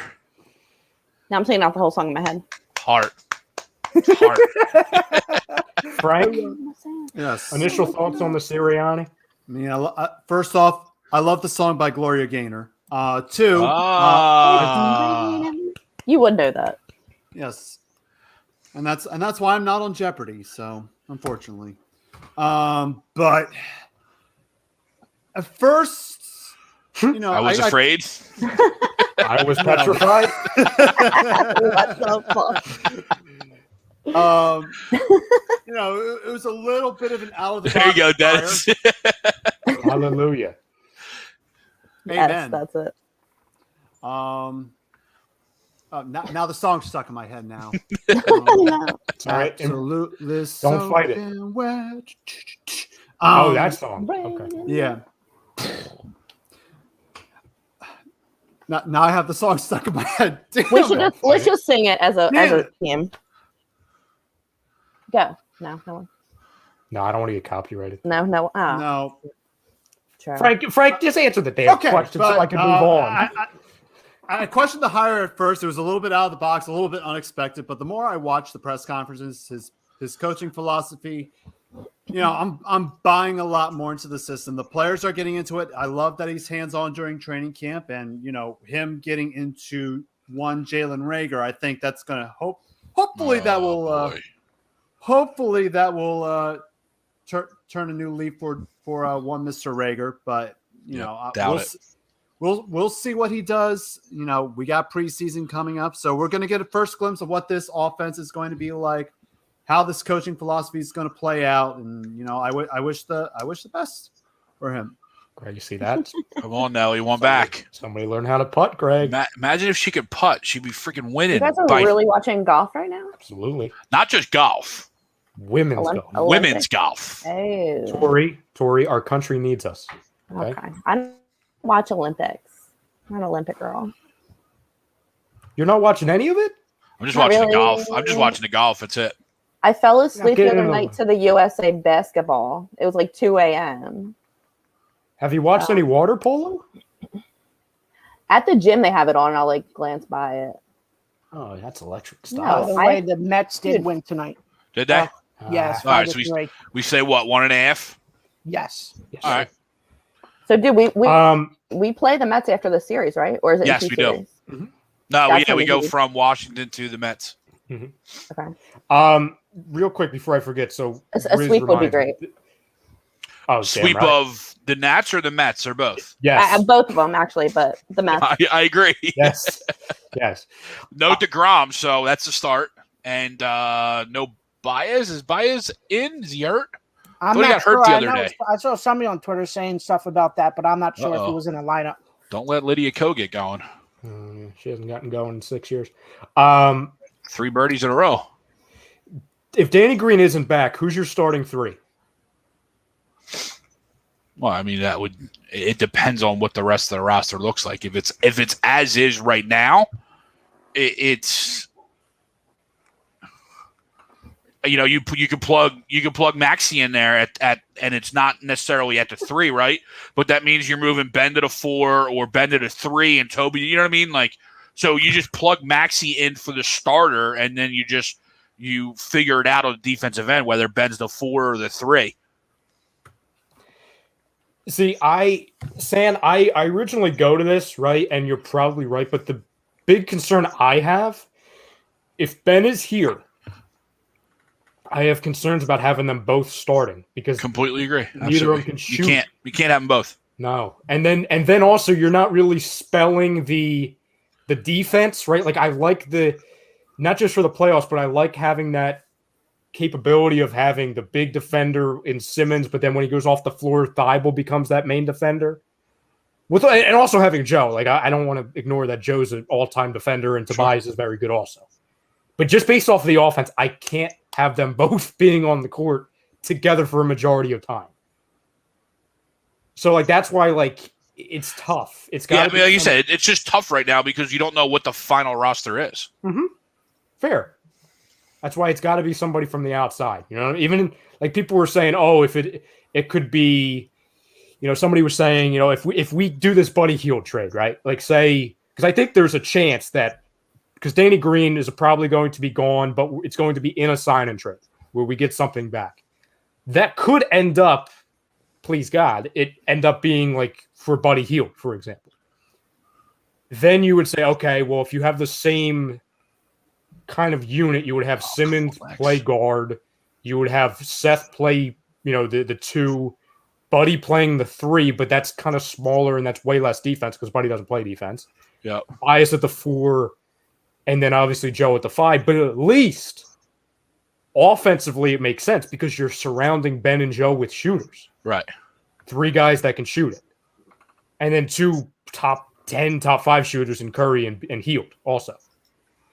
And no, saying I don't think it's Springer. I don't think Springer plays that much this year. Yeah, at minimum he doesn't start. I mean, we saw what happened with Maxey, right? I mean, just what rookies happen, right? Especially without an off season. There was a point in the year where Maxey wasn't even looked at. He was a DMP coach's decision for a good stretch of those couple weeks.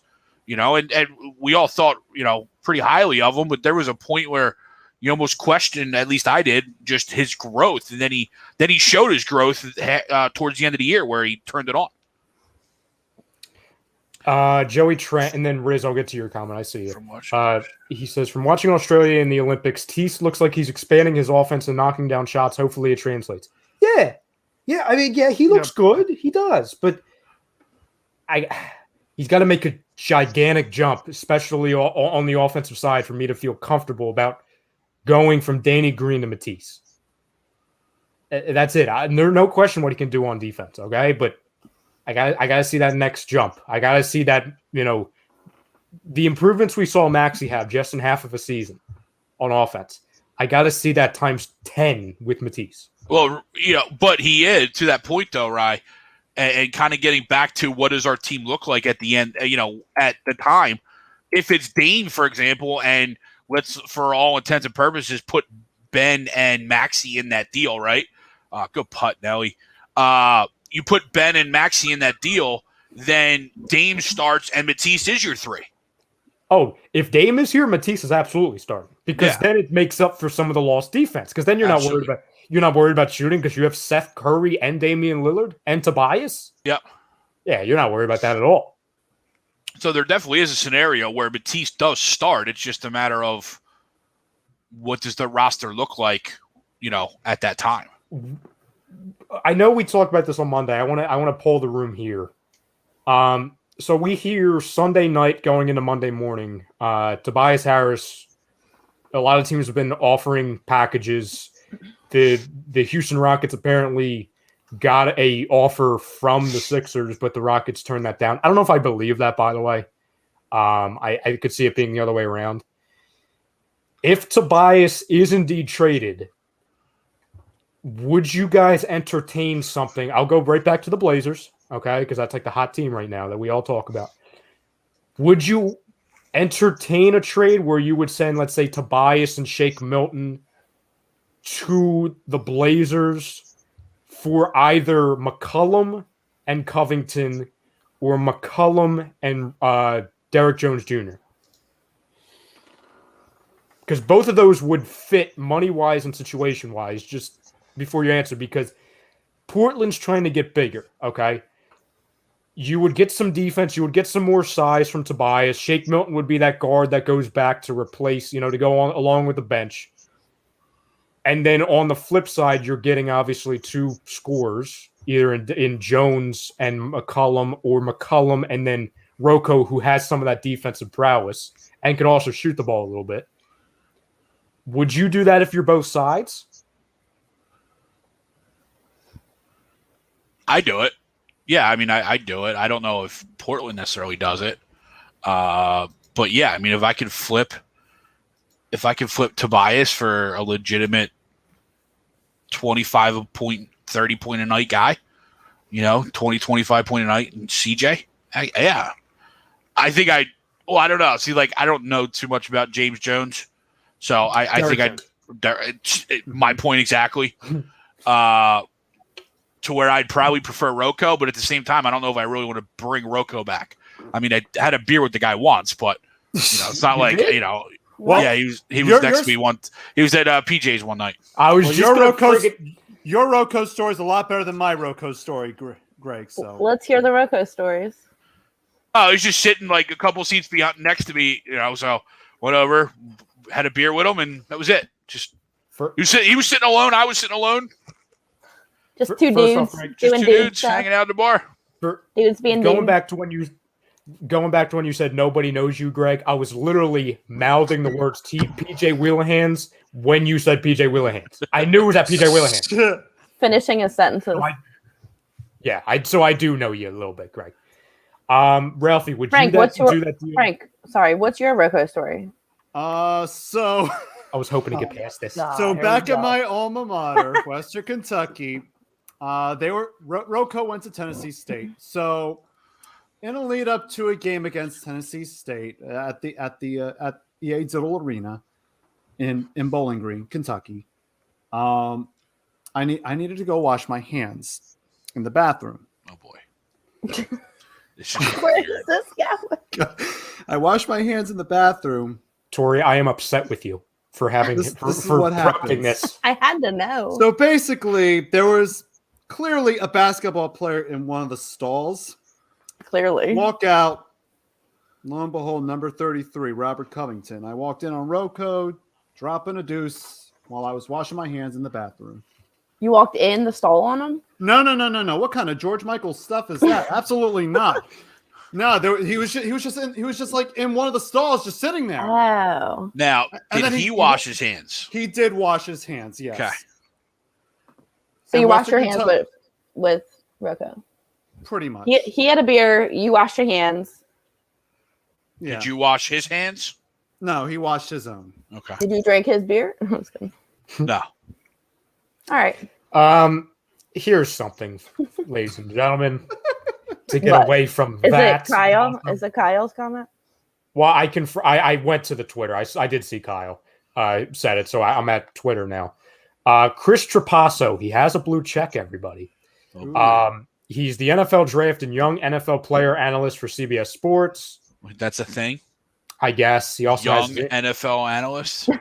He also says that he has an Instagram and a TikTok, so he's trendy. Real young. He's the guy. Is he like a junior firefighter? All right, go ahead. I'm sorry. Come on. Hold on. Let me see. I'll pull up his picture. No, but he did stay at a Holiday Inn Express last night. Oh my god. Oh my. Great commercials, by the way. Anyway, he says source.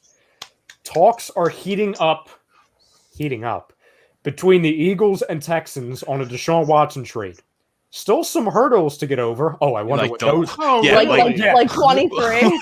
like 22 women. Yeah, like not going to jail. Yeah, it's a pretty big friggin' yeah.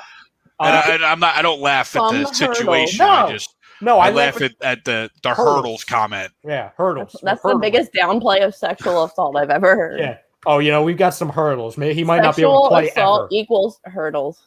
So another guy with a check who wants retweets. Yeah.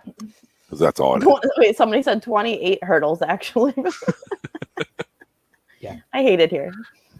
I don't care. Put it lightly. Yeah, that's a hurdle.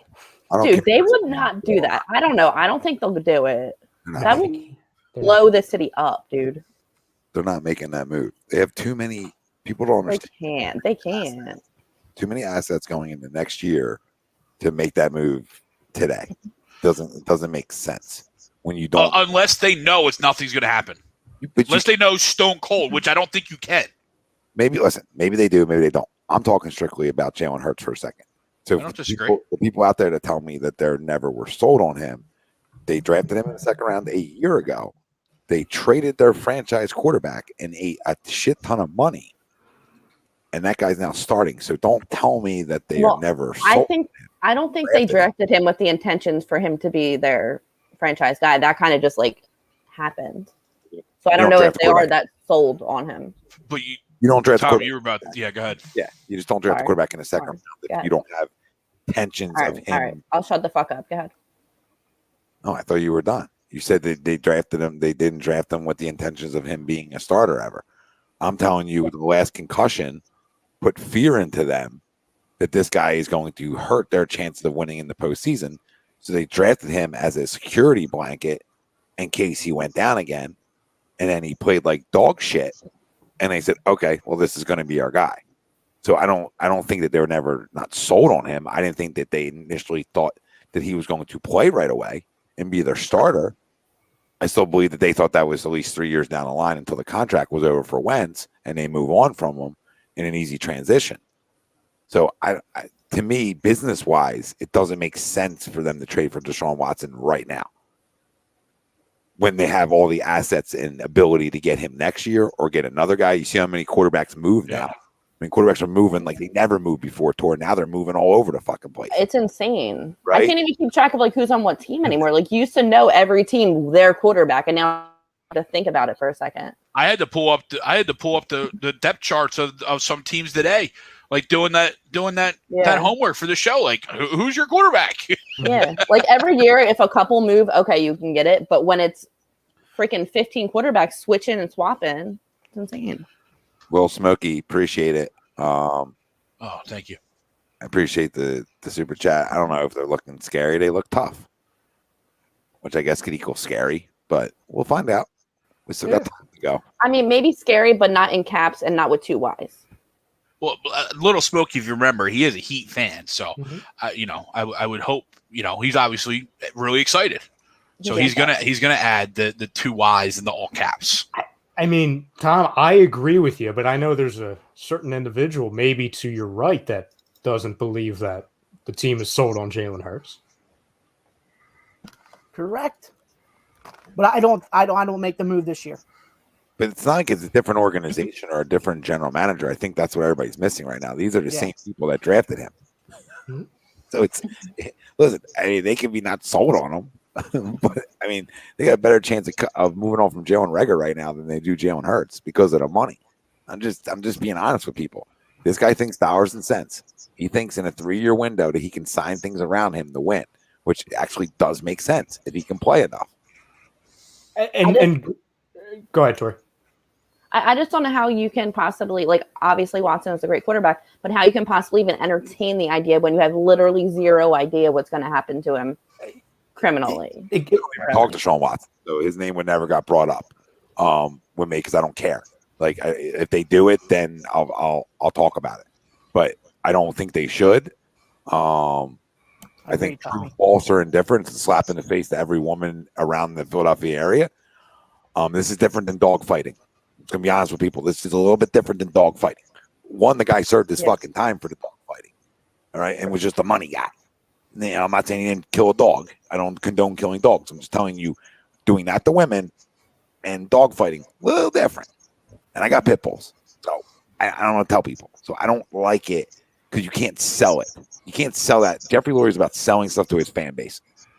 He can't sell it. This guy's been, this guy's been rebuilt, right? Yeah, at least this year. Yeah, come on. I mean, he may fucking pull his pants down when he signs a new deal. Like, I got no time for this guy. And I'm not Mr. Jalen Hurts, but I would rather go to war with Jalen Hurts this year than Deshaun Watson. It's the first year, and I don't even remember how long, Tom, where the quarterback situation isn't like a freaking like a controversy.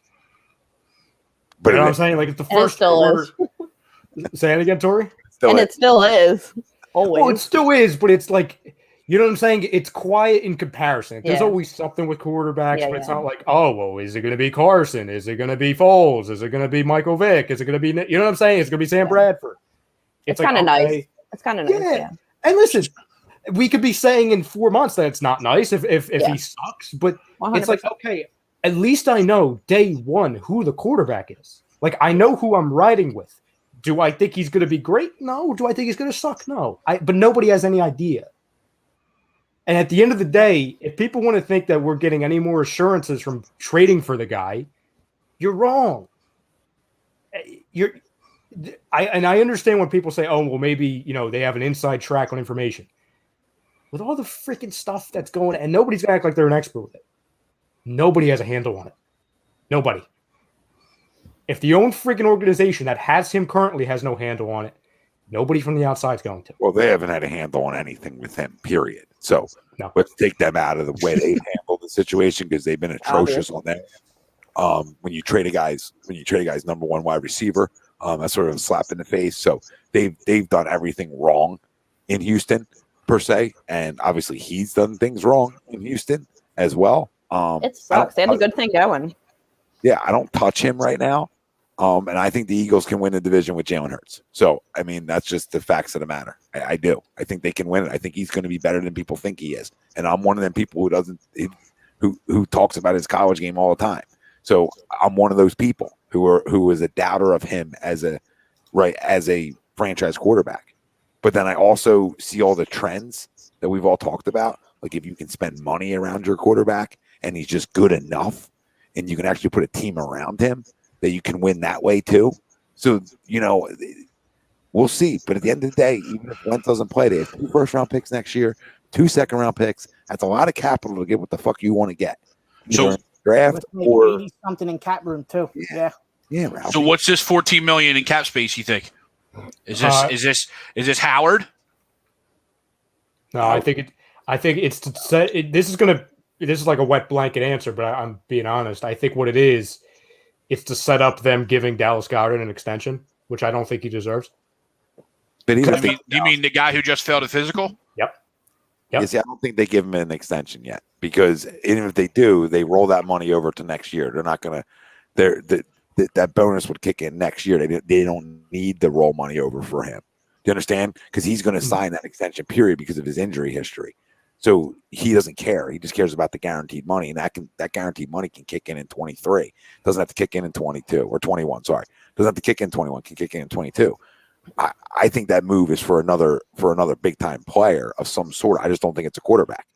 I agree with Greg. I think it's Xavier Howard who really wants out of somewhere. I think they believe they can win this division. So in his eyes, he thinks he can win it. This is what happens. 3 months ago, we thought we were the worst team ever. Now there's some feeling around this area like, well, we can compete for this division. We're not as far off as we think. And I think to that question that if he can maneuver some money and there's other guys out there that he can trade for, he'll pull the trigger. I mean, with knowing what the picks he has next year, he has no problem giving up a third and a player for Xavier Howard. And to your point, Tom, even though the owner talked about a 3 or 5 year process, we can't forget that Howie Roseman never said rebuild. He was very wary to ever go rebuild. No, the owner did, yeah. Yeah, the owner did the whole, we're going to take pressure off of this guy and we're going to say 3 to 5 years. But the guy running the show, he never said it. You know what I'm saying? To where he's not beholden to being like, we can stink. They might suck. But to be honest, and thank you, Kavan. Thank you, Kavan. Appreciate you. You don't sign 4 veterans on your defense if you're planning on sucking. No. The only reason why I go to the Dallas Goedert thing is just because that's like, and maybe it's somebody else. Maybe it's a player that I'm not even thinking about. That's already on the roster. It's typical Roseman to do one of these mid-season extensions a year early type thing because he's beating the market. So that's why I just thought of Goedert. Yeah, but I'm telling you, it's not going to be a player extension that's going to dictate this year's cap. That would just kick in next year. So those moves aren't being made. Right. Yeah. That's all I'm saying. Those moves aren't being made for a player sign. Those players can still sign extensions. Don't get me wrong. I'm just telling you that move's not made for that. That move's made to give me cap flexibility, either to roll it over or to say, you know what, I'm not done yet, which could be the case. And then I go to Greg's to where I do think that's the top of the list. We were talking about it before they even restructured it, Greg, last Wednesday. Even with Steven Nelson, and people would be like, how are you doing this to Steven Nelson? You're not paying Steven Nelson anything. He's making $2.1 million in guarantees. He's not making anything. And half of the contract is all incentive-based. So, and talent-wise, he's not Xavier Howard. He's good. He's better than what we had, but he's not. You know what I'm saying? He's not untouchable. And like Tom, we always talk about. Sure. Say that again? Sure, he can play the slot. Who, Nelson? Yeah. I mean, I assume he could. Can't be any worse than Avante Maddox. Real quick, let me read Caban because it was a super chat. I've never seen a dude brought up in so many QB trade rumors. I don't know how he does it. He just opens up Twitter and sees Jalen Hurts sucks. Shake my head. Yeah, I mean, I guess. He is definitely brought up a lot. And that's just being a quarterback here in Philly. You guys want to get to the rankings? Yeah. Frank? Oh, Emily, So what division do you want to start with? Whatever you want, Frank. You've got all of them. Well, since I have it ready to go, I have it on the AFC East right now. Okay. So let's pull it up. While he's doing that, I know you can roll over Cap, but that's not what Howie does, right? You know what I mean? Like Howie frees up Cap because he's got something in plan. Mhm. He's got something in play. It would be smart to roll over potential Cap, but we know that's not what he does. Ralphie, while Frank's pulling that up, you concerned at all about your man Dillard? Crazy, huh? Not looking good, Ralphie. I ain't looking good. Not looking good at all. I'll just say that. You guys can see it now, right? Feels so little. No, Now, it's a black screen. It's a black please. screen. Yeah, it's a black screen, Frank. I see a mouse. Hold on. Not You even see a a green mouse? screen. Not a real mouse. Hey, Eureka! We have Better? light. Can All you right. zoom in? Yes. Let me. That's cool how you did that. Thank you. Mm-hmm. See, I like to hype people up. All right, so this is the AFC East. Yes. Tom, you have Allen. Yeah, I got Zach- Allen. I got Zach. I got Zach Wilson actually. 2 on this list. A couple reasons. I think he's gonna be a player. I mean, I just think I think he's a playmaker. Now, how does it translate from BYU? I don't know, but he's a gunslinger. He's little. I get it, but this division is not loaded with quarterbacks either. I don't have Cam or Mac like ranked one over the other. I just had them together as a grouping. So they're third, and then I mean Tua's got to prove a lot of people that he can play. So he's last right now for me. Yeah, the biggest difference between Tom and I is the Wilson factor. I just don't believe he's in a good position to I succeed. mean, you even have Tua over Wilson. Holy smokes! I think, and listen, I could put Wilson. I don't think they're either one of them are going to be any good this year. To be honest, Mhm. maybe Wilson figures it out when they get a better situation around them. I just think Wilson's one of the guys that should have taken a year to kind of figure things out, but he's going to be thrown right into the fire, and I don't love it. But you can make an argument for the bottom four any which way. I just think it's Allen and everyone else. See, I also have the same rankings as Ryan. One, I am not a Tua fan whatsoever, but just reading some of the reports that he has shown signs of improvement. He may try to shock some people, but once again, I'm not high on the Dolphins this year, so that's why I have Tua fourth. Ralphie? I have the reason why I have Tua third. One of my reasons is because Zach Wilson is a rookie, and I can't rate a rookie over a guy that's been in the league so far. So that's my reason why Tua's 3 over Zach Wilson. You can't rank a rookie over a guy you saw be atrocious. I rank Zach 2 rookies Wilson over hasn't a taken former MVP. But Zach Wilson hasn't taken a snap in the NFL yet. No, but it's hard to be worth. How can you rank a quarterback that's never taken a snap in the NFL yet over a guy that has? Pretty easy. Well, one guy was fucking a train wreck and atrocious. That's how I do And it. one guy's never taken a snap in the NFL though. One guy's also not a lefty. So Zach Wilson could be atrocious this year, just like Tua. Yeah, but his hip works. Oh my God. Jesus. He was like a statue. You know this now. I mean, just watch him last year. He couldn't move. He lost his quickness. His escapability was not there.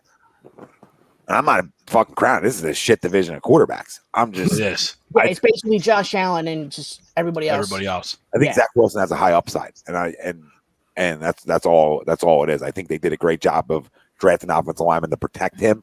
I think Joe Douglas is doing it the right way, and I think having a gunslinger could make him have a good rookie year. That's all. Yeah. I put Mac Jones 2. I know he's not naturally playing, but he's better than Cam. Zach Wilson 3. Cam, as bad as he is better than Tua, and Tua last. Dory? I think the one I sent you actually had Cam and Mac before Wilson, so that's where I would go. And yeah, Tua's last just because This is awkward. What? No, I'm just saying your list has Zach Wilson too. Yeah, no, I think the one I sent them, he's really 3, and then it was Cam and Mac. No, that's my fault. Yeah. Yeah, it's flipped.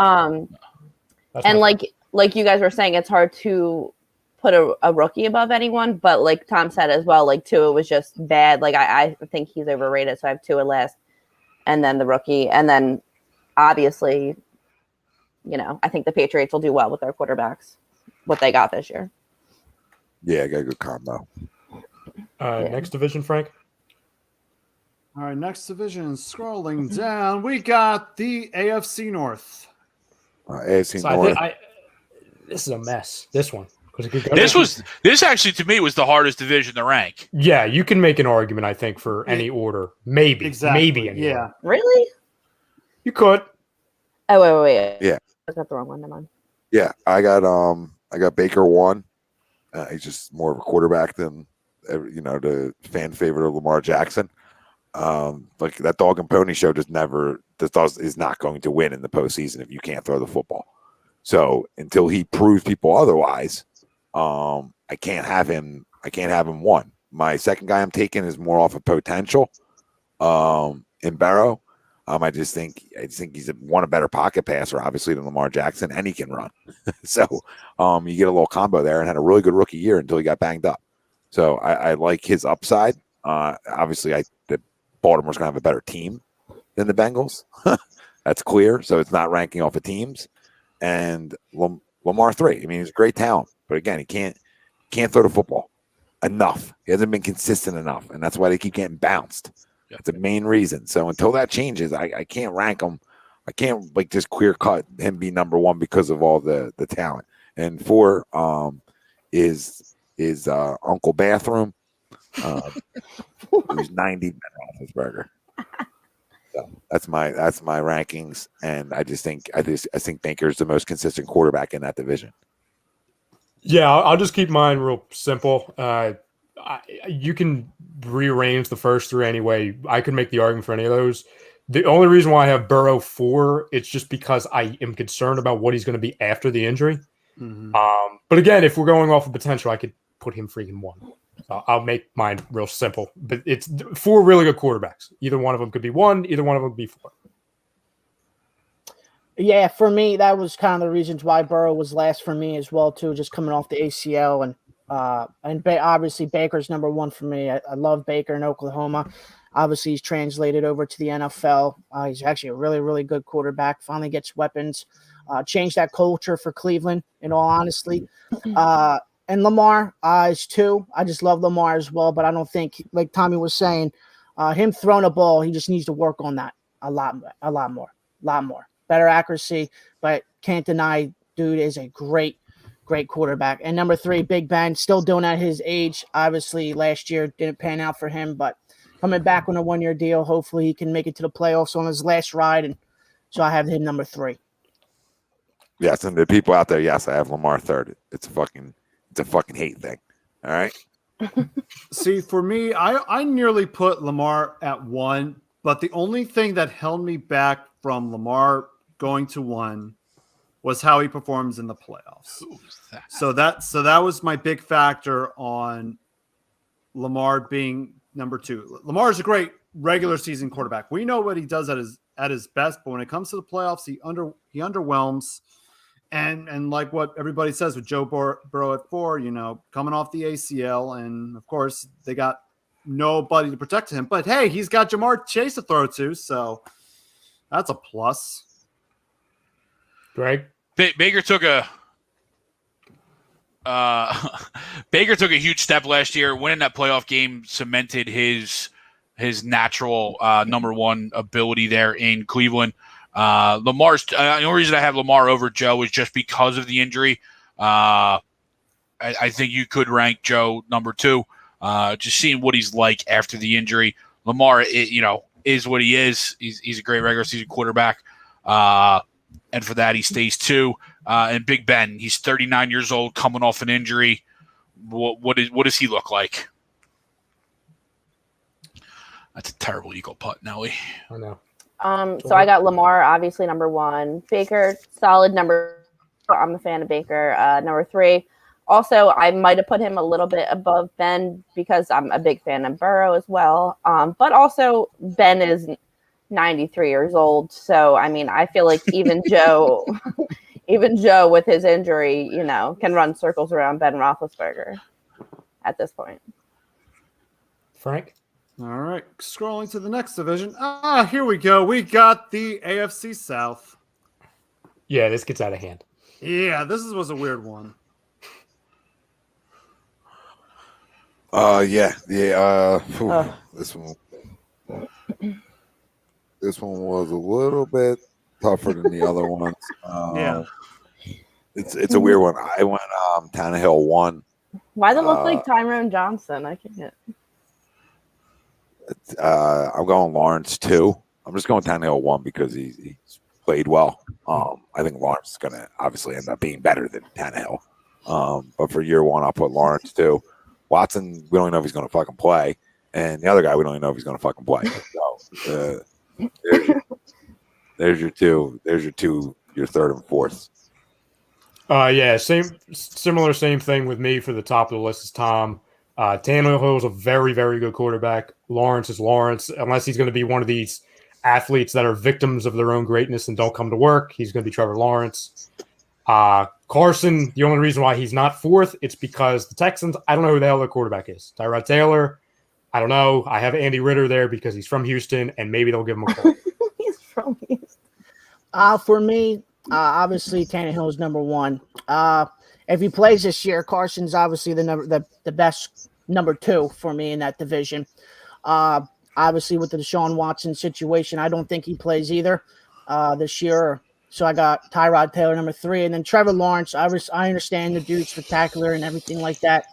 The dude's a rookie, dude. Okay, like I said in the beginning, I put all the rookies last because I can't rank a rookie over a guy that's taking snaps in the NFL.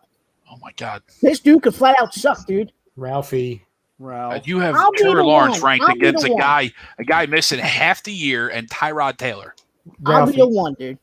Ralphie, last time we saw Tyrod, that's okay. Ralphie, the last time we saw Tyrod Taylor, he got stabbed with a needle. Oh, yeah, that dude did that. I know. Come on now. Listen, I get the premise, and I give you credit for all that. For saying, oh, we haven't seen him yet, so we can't judge him. Trevor Lawrence as a freaking 10-year-old might be better than freaking Tyrod Taylor. You don't know that. I think I do know that, Ralphie. I don't know. You don't. You know what? Me and Ralphie are really agreeing. But when it comes to the professional level, Tori, you're flop. Tori, you don't even have Tyrod Taylor on your list. What are you talking about? He lost 2 games in his college career. Okay, and Tim Tebow was one of the greatest quarterbacks ever in college. The pros. No one ever thought Tim Tebow was going to be an NFL quarterback. Oh, okay. I think people did. Did you just do that? Did you just compare Tebow to Trevor All Lawrence? I'm saying is all these rookies never took a snap in the NFL yet. I can't rank them higher than guys that have. And I understand the logic. I understand the logic behind it, Ralph. So I get it. That's just me. I'll be the different one. I'll be the guy that's different. I understand the logic. You compared him to Tebow. And the college ranks. I didn't compare him in the pros. I get the comparison. Yeah. One played baseball and is a tight end now. No, I'm saying college ranks. Tebow was awesome, right? Came to the pros, stunk. Lawrence was the same thing, right? Awesome. What was it? Almost three straight national championships. The dude could flop in the NFL. You don't know this. That's why I have all the rookies last. I can't rank a guy that's never taken a snap in the NFL yet over a guy that has. Okay? Yeah, you can't. Move on. That the guy that has stinks. Tyrod Taylor is a flop. Carson Wentz, I don't even know if he can throw the football, Ralphie. He'll be fine. Oh, yeah. Frank, let's go to Minshew Mania. All right, so disclaimer, had Carson Wentz not been hurt, I would have had Carson at number 2. Frank, can I just say real quick? Isn't that the story of our life? If Carson Wentz hadn't been hurt. I know. He would have been number 2 in the division, but I digress. So I got Tannehill 1, Deshaun 2, Sunshine 3. Now in the bottom 2, I have Jacob Eason. He's going to be raw going into this. Yeah, raw. Pretty much. Good luck. And of course, Eason doesn't have the benefit of Quentin Nelson trying to protect him because he's also out 5 to 12 weeks. So going into it. Good luck. And I threw Gardner Minshew at number 5. Why? I just have a weird feeling Minshew's going to show up somewhere. What? I think he might too. You mean And for I the got shit Jaguars for or for my another list. team? I got shit for my list. Thinking, it all depends on how preseason's going to go. Oh my Frank! If the Colts, I could see Minshew get traded. If Minshew still has that drive, I could see him go somewhere else. Drive. Is this before or after he takes a deuce in the bathroom? Probably yes. The only place he's getting in traded weeks, he to, said. Frank. The only place he's getting traded to is the XFL. Right, he hasn't shit in weeks, and he said. I know. It's Number what two's apparently. not an option. How do you not love a guy like that? Come on. I'm not saying I don't love somebody's him, list. but he's not on. Put not him on a list rankable. somewhere. I agree with it.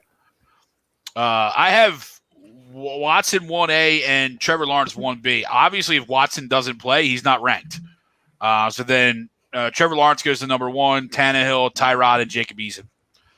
My ranking is purely based off of Deshaun, whether he plays or not. If he plays, he's the best quarterback in the division. My rankings are solely based off of fangirling. So I have Carson Wentz at number 1 because I put him on a pedestal, and I need him to succeed on that pedestal. Although now he's out for how many weeks is he out for? 5 Forever.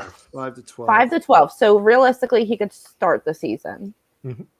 So yeah, I'm gonna ride Carson until his legs fall off. They're about to.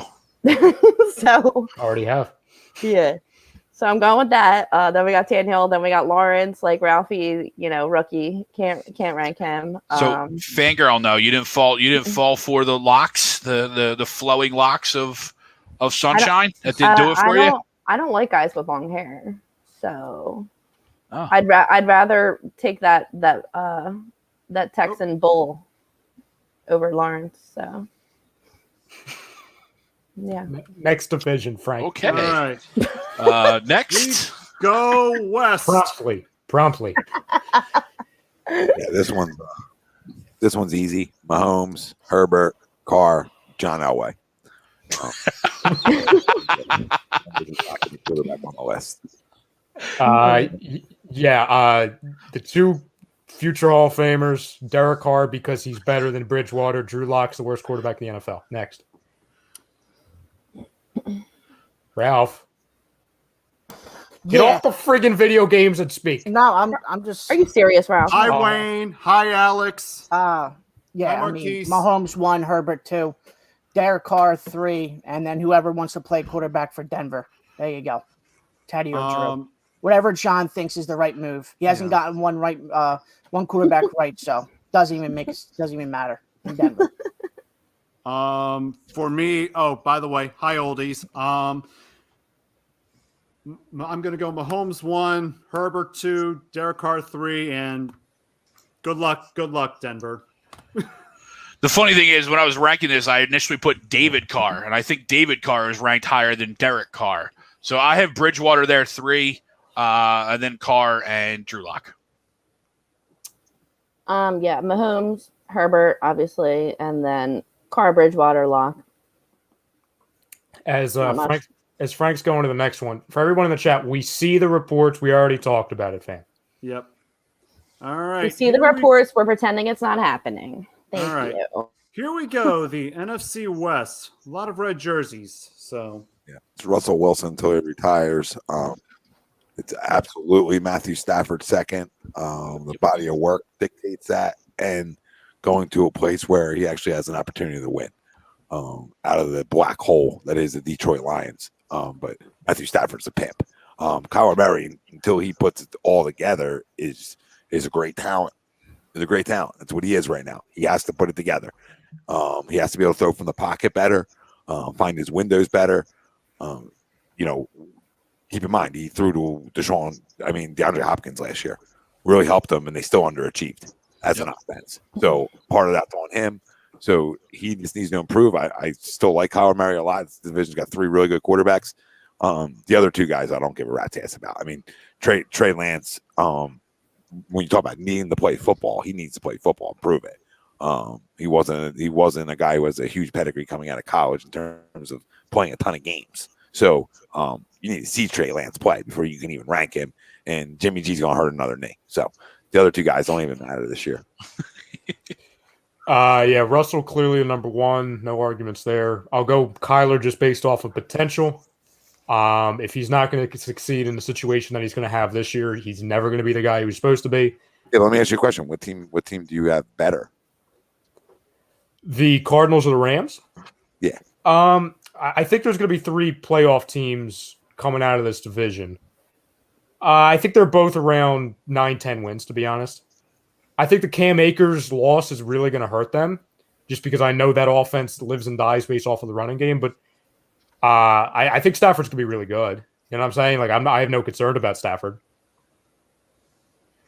Yeah, I think the Rams are clear cut. I think the Rams are the favorite to win that division, even with Russell Wilson there. I'd agree. I mean, I would put the Rams as a Super Bowl contender out of the NFC. Yeah, for sure. With Matthew Stafford. Yeah, he's never had a running game in Detroit and still slings it. So whoever they got in the backfield outside of Cam Akers is going to be better than what he's dealt with in Detroit. They couldn't find it. They haven't been able to find a running back in 20 years. Yep. And they've tried. And then the black hole that is the 49ers. The fact that they have all that talent, but they still want to ride with guys like Jimmy Garoppolo and then trade up to get a guy who shouldn't be playing for another 3 years. That's your problem, not mine. Yeah, you're 4-5. Obviously, Russ is number 1. 2 is Kyler for me. I just think the way that Kyler's been in the league so far for these past 2 years, he's shown progression. And I think another year with DeAndre Hopkins is only going to elevate his game even further. And then 3, Matthew Stafford. I understand the situation he was in with Detroit, but I mean, he's been there, and can he get over the hump this time? Maybe. I just don't have a lot of stock in Matthew Stafford, to be completely honest. Yeah, you want to make that argument. I mean, I don't have a lot of stock in Calvin Johnson then. You know, I don't have a lot of stock in Barry Sanders. Well, I mean, he had Calvin Johnson and didn't do shit with him. So I mean, what else do you want from Matthew Stafford? You mean do shit with him? He didn't do anything with him. He went to the playoffs. The only time he went to the playoffs was him. The only time he went to the playoffs and didn't get to the first round yet. Come on, dude. You realize how bad that roster's been? Now it's bad. Now it's a bad roster. The Detroit Lions? Yeah, it's never been a good roster. Are we really clowning Calvin Johnson? Are we really? They literally had 2 guys. It's literally been Stafford and Johnson. Okay. We're really crowning their roster. You can't even name anybody else on their roster outside of those 2 guys. But we had the best wide receiver, arguably almost all time, right? And didn't do jack shit with him. What else did you have? A terrible offensive line. No running game. Terrible defense. No running. Terrible defense. The facts. Terrible head coaching. You're getting upset. Head coach. Yeah. Facts. Yes. What could Matthew Stafford's throwing the ball, though. Just saying. Yeah, and you know how many games he's kept them in, and hasn't done anything. What's Kyler Murray done? Nothing. He's only been in the league for 3 years. He's going to be on for at least 3 years. You're acting like Kyler Murray's like an MVP candidate. Matthew Stafford's going. He could be. Kyler Murray can't be an MVP candidate. Team's got to win more than 9 games. You can't tell me that team's better. You can't tell me that team's better. You can't tell me the Cardinals are better than the Rams right now. Nobody can tell me that. If you're telling me that, I think we're all crazy. Like, they're not better than the Rams. They're not. They're good. They might not even better than Seattle. You know, no, Seattle's still. Yeah, Seattle's still. I mean, if Russ is there, they're still going to be a good team. Yeah, Murray and the Cardinals could be third easily. Not saying they can't win, but it'll be fun. For me, I got Russell Wilson 1. I mean, it's obvious. He's the best division in the West for God knows how many years now. Number 2, I got Kyler Murray. I mean, as Ralph said, there's a lot of progression into his game. I think the Cardinals, they're surprisingly, I thought the Kyler Murray Cliff Kingsbury marriage wasn't going to work, but they're having something brewing together. I think they're still a ways away from being serious contenders. Number 3, this should be interesting. Number 3, I got Jimmy Garoppolo. I know. Now, the reason why I have Jimmy G 3 and Stafford 4. Now, when I was making the list, I was keeping myself updated on the Twitterverse with the training camp so far, and one Mr. Stafford had another concerning injury. Luckily, it was a contusion, but this was on the hand that kept him sidelined for weeks. I love that Stafford has the new scenery. He's got receivers to throw to, and hopefully he can get some sort of a playoff push. And the Rams, they still have an amazing defense. So the Rams are still going to be in contention, but it's that injury concern. I'm a little bit concerned with Matthew Stafford and Trey Lance. He's Frank. Yeah. I have a question. Yeah. Jimmy Garoppolo isn't a walking injury concern? I mean, he's also an injury concern too. I mean, who's the better quarterback when healthy, Frank? Matthew Stafford's played through more injuries than anybody on that list. He played with a broken effing back. I know. Matthew Stafford could throw better left-handed than Jimmy G or Garoppolo and Trey Lance combined. Jimmy Garoppolo got injured when he went out to dinner with the friggin' the girlfriend. You know what I'm saying? Like I know what you're saying. He can't walk 5 feet without getting hurt. So it's a three quarterback division. Wilson, Stafford, Murray. You can throw Stafford in the MVP conversation. I mean, I think the guy's going to have a monster year. I didn't actually rank Trey Lance. I only ranked Jimmy G because he was the only one worth ranking, and he's not even worth ranking. So that's it. I got Russell Wilson, obviously Stafford. I was going to go Kyler second. I really like Kyler. And like you guys said with DeAndre Hopkins, how can you, I don't know. Like you said, how long they been together now? 2 years? I don't know. I kind of like them together. Then we got. Now we make a putt. Good putt now.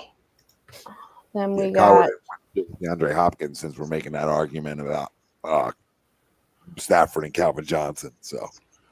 Yeah, so then we got come on, Trey dude. Lance, Jimmy G's last. He's washed. That's ridiculous, Tommy. It's been 1 year, dude. Well, it's ridiculous for you to put that on two guys. Oh my dude, it's been 1 year together.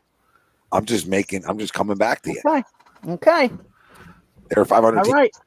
They were like, Who would have thought Ralphie's like Mr. Kyler? You hated Kyler. You despise Kyler. All right. Next one, the NFC South. This one's easy. I feel like we almost agreed. Yeah, almost everybody agreed. Can we take 5 seconds on this one? I mean, this is pretty simple. The only one different really is Tom. Tommy's got Jameis above his Sam, and I can't necessarily disagree. Yeah, so Sam Darnold doesn't belong in the league. That's how I feel about Sam Darnold. He can just go away. All right, Mr. USC, pretty boy, bye-bye. All right, and I'm not a James guy, but at least he'll throw you 30 TD. He'll throw you 30 receptions too. Yeah, that's simple. This division is simple. Yeah, I can't. I mean, I have Sam ranked higher. Just I think he's in a better situation, but I completely understand and agree with that. There's no question about it. Yeah, the only thing I have to say to this division is I refuse to put Taysom Hill on any list. So that's my thought. I was gonna say, is Jameis even the go-to starting? I have no idea. As of right now, I think he's the QB1. Mm-hmm. Jace. But Jameis got that eye surgery, right? So he could be 35 interceptions. MVP now. Yeah. Maybe he'll go down to 15 interceptions with them new eyes, All right, last one is never mind. Second to last one, the NFC North. Yeah, Rodgers till he's gone. Yep. Kirk Cousins, just because he's a gunslinger. I'm gonna go just because we've seen him a little bit. I'll make this argument back, but I'll go Jared Goff over Justin Fields right here, just because I really don't know what Justin Fields is. There's other guys I can make the game that sort of know what they are. I just don't know what he is at this level. I don't know if Chicago's going to put him in a good situation, etc. So I'm just going to go more by the book on this one, just down the list. Top two are self-explanatory. Last time we saw Kirk Cousins, he was beating Drew Brees in the Superdome in the playoffs. I think Justin Fields is going to be really good. The biggest reason why I have him over Jared Goff, number one, I don't know if Jared Goff makes it out of this season in one piece. Mostly because of the coach, also because that entire team, they're just not a good team. Like with Matt Stafford? I wasn't making that argument. No, look at me. No, you said Matt Stafford and Calvin Johnson. You didn't say Matt Stafford now. Matt Stafford spent the last 5 years without Calvin Johnson. Okay, go ahead. Go ahead. He's in the Hall of Fame right now, so he had to be out for 5 years. Yeah, I think Jared Goff sucks. I think Justin Fields is good. That's it for me. Ralphie? Mine's the same way. Rodgers, Cousins, Jared Goff, and I don't know anything about Justin Fields yet in the NFL, so that's why he's dead last for me. Yeah, No, same not. list. Andy Dalton's last. Well, yeah. I mean, Wonderful. Another guy didn't vote for it. yeah, same list. I really don't know what Ohio State quarterbacks do for me in the league. This is like the same mantra going into Penn State running backs before Saquon Barkley. You don't know what you're going to get. I don't know what we're going to get out of Justin Fields. So that's why I have fourth, and Andy Dalton is Andy Dalton. Greg, I like your style with this, by the way, Greg. Yeah, I went Justin Fields too. I know what Goff and Cousins are, and they're not really any good.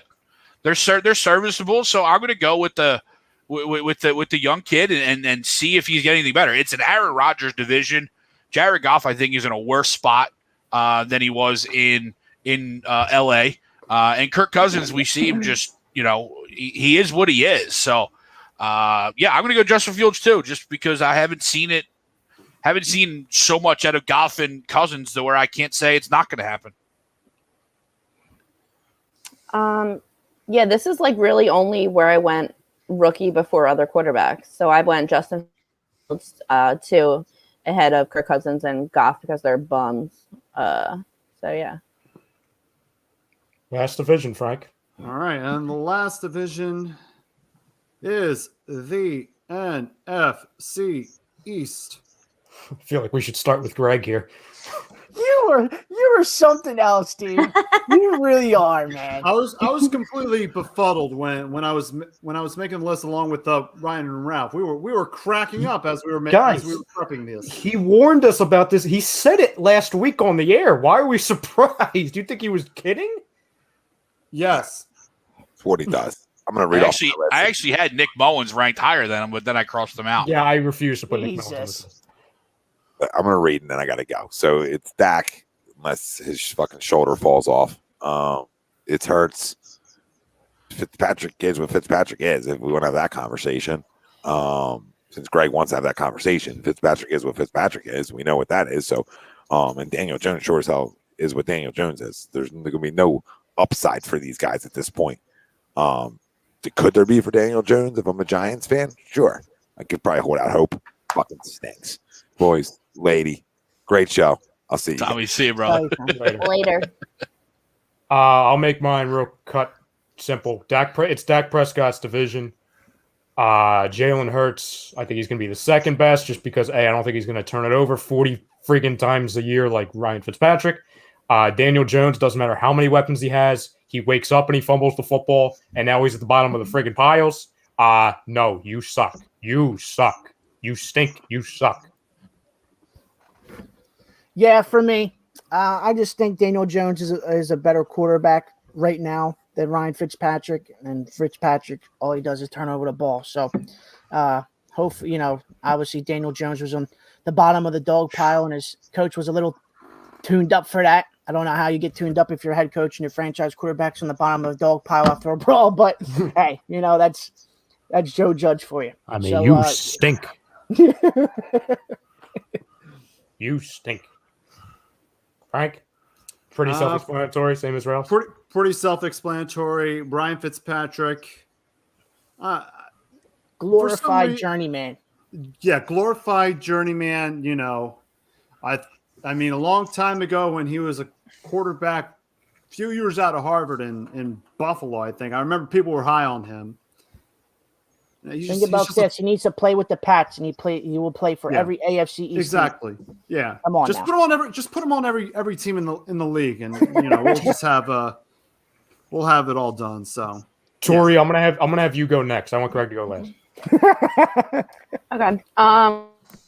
Yeah, mine's kind of like everyone else's. I almost went Fitzpatrick over Hurts, but I definitely wouldn't put Hurts last.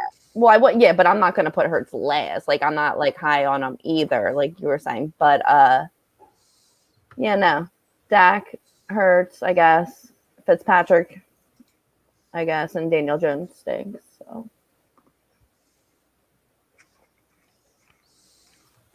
Go ahead. Yeah, I saw it. I think Fitzpatrick is perfect for what Washington does. I don't think Washington's going to put them in a – he's going to put Fitzpatrick in a position where he's got a gunsling. So I think they're going to limit the gunslinger in Fitzpatrick because of the running game and the defense. Daniel Jones, what it comes down to is I don't believe in Jalen Hurts. I've said it a bunch of times. I don't believe in him. So I'm going to believe in more of a guy in his second year under a new head coach, give him that last year, brand new system, brand new head coach, and think he's going to be better than a guy that I don't think was any good to get drafted anyway. So that's why I have Jalen Hurts fourth. That's not, as you said, it's nothing new. It's nothing I haven't said before. I was going to let it slide the whole, hey, we don't believe in Hurts. It's fine. I don't necessarily believe in him. I just have him 2 because he's. I think to put him 2 is crazy in a division where there's guys, at least Fitzpatrick, who has done it before. Done what? He's been a quarterback.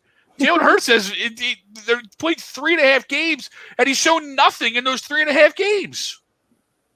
Greg, I think that the fact that you said that Ryan Fitzpatrick is perfect for what Washington is trying to do. Yes.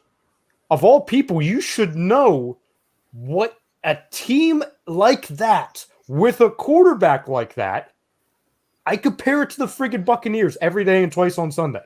When they had a more talented defense and a quarterback that, just like Fitzpatrick, turns it over 40 times, but unlike Fitzpatrick to where he actually throws touchdowns 30 times. Did you see what Jameis Winston did to that defense, Greg? He ruined that defense. They were twice as talented as Washington, but they were constantly on the field. They were constantly on their side of the field because of constant turnovers and fumbles. That doesn't help. How does that help? You need somebody that doesn't make mistakes, that uses his weapons, that tries to win low-scoring games. If you're constantly turning the football over, you're putting more points on the opposing side of the ball. I don't disagree, but I don't think Fitzpatrick's going to be in that situation. I think they're going to put him in a very similar situation that Alex Smith was and Taylor Heineke was to succeed, where they have to be game managers. He's not going to have to go downfield. But he's not going to have to gunsling. How old is Fitzpatrick, by the way? 75. No, how old is he? Is he 32, 33? Fitz? Wow, he's older than that. He's 36 at minimum. Okay, say he's 36. If he's not 36, somebody tell me. 36. At 36 years old, when his entire career on the 50 teams he's 38. 38. Okay, 38 years old with the 50 teams he's been with. He's never been a game manager. He's always been a gunslinger. He's always been on bad teams, though. Greg, this team isn't a friggin' Super Bowl team. They have a good defense. Their offensive line is in top 10. Their wide receiving core is in top 5. Their running backs aren't top 3. What's superstar about their offense? They have Terry McLaurin.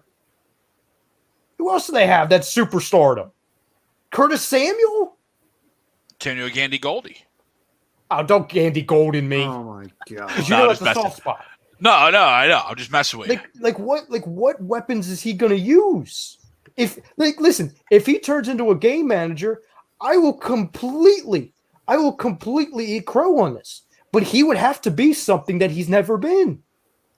You look at what Ron Rivera had gotten out of Cam Newton in his prime, right? When Cam Newton wasn't hurt, Cam Newton was an NFL MVP.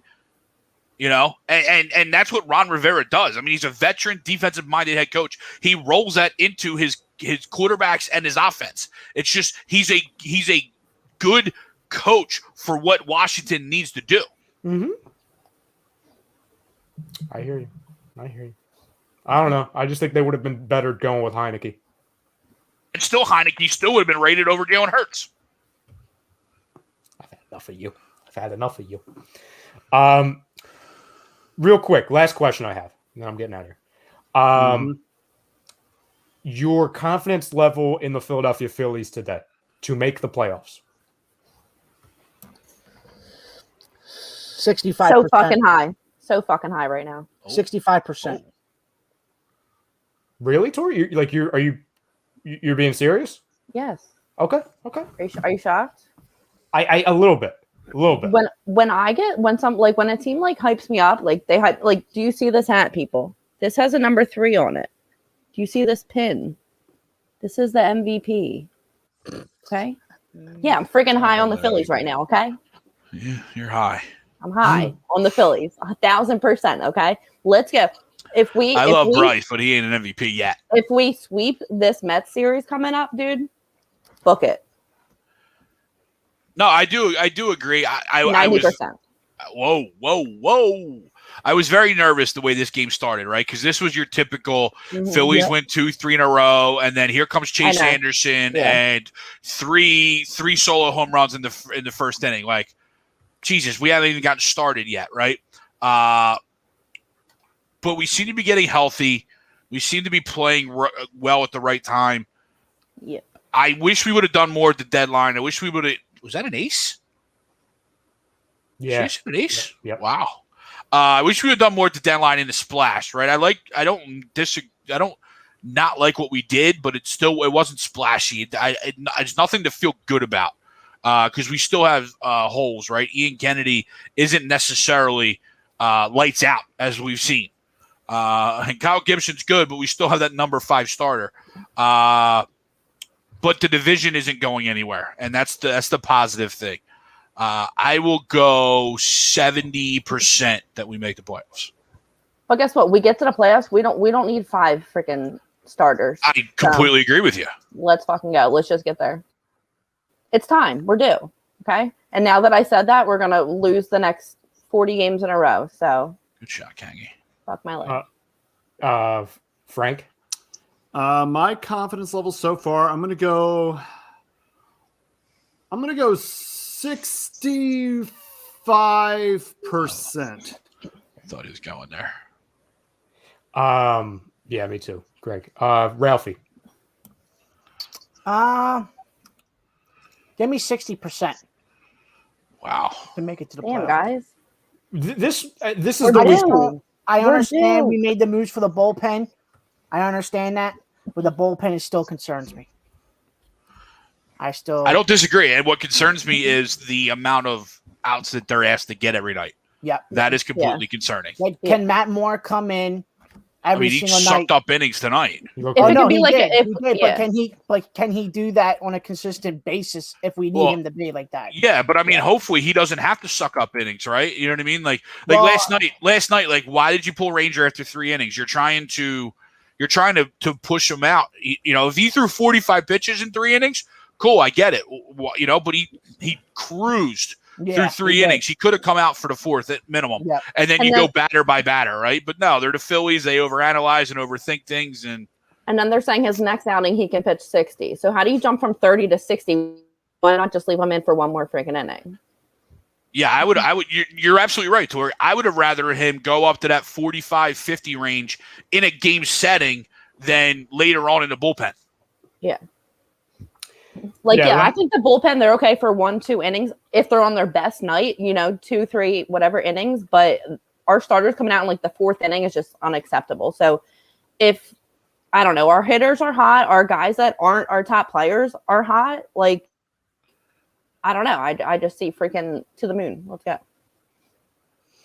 Yeah, to me, this is the week that's going to dictate everything. Obviously, it's not a hot take. Obviously, you're facing the Nationals, a team that you should absolutely dominate if you're anything close to a playoff team. And then you have the Mets for what, 4 games? Greg, 3 games, 4 games? Yes. I want to say, top of my head. I want to say it's 4. I feel like it's 4. Either way, you've got to win that series. You cannot come out of it, for positional sake. And I understand the season doesn't end at the end of the week, but you can't come out of this feeling like you got dominated, especially a Mets team without DeGrom. Baez is up in the air. You know what I'm saying? They're not a full roster right now. Okay? If they don't come out of it, honestly, I feel like they cannot, because if they do what they need to do against the Nationals, right? Say they win, they have what, 1 more game against them, Greg? Yes. Yes. So you say you win the next game, that means you sweep the Nationals, and then you win the series against the Mets. Mathematically, that means we would be up in the division. Correct. So that means so at the end of this, for me to fully buy in before 2 weeks from now, and I'll be out again because it's the Phillies, you have to be coming out of the Mets series ahead in the division. If not, you're not good enough. I'm sorry, because the Mets, if they were anything close to what they should be, they would have ran away with it by now. The Braves are hanging around. I'm with no DeGrom too. Mhm. Yes, that's what I'm saying, and they got better. The Mets got better. They got Carlos Carrasco pitched tonight. And I know It's his first outing of the year. Oh, nice. And I know Syndergaard, I don't know what the hell he is because I feel like we haven't seen him in 4 years, but I know he's prepping to come back. I feel like that's the same thing with Sir Anthony Dominguez. It's like we've been saying this about these people. Yeah, but at least you see video of Sir Anthony pitching.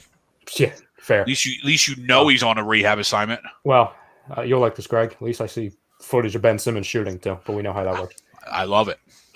I know you do. Oh, That's it for us, fam. Any last minute thoughts from anybody here? Nope.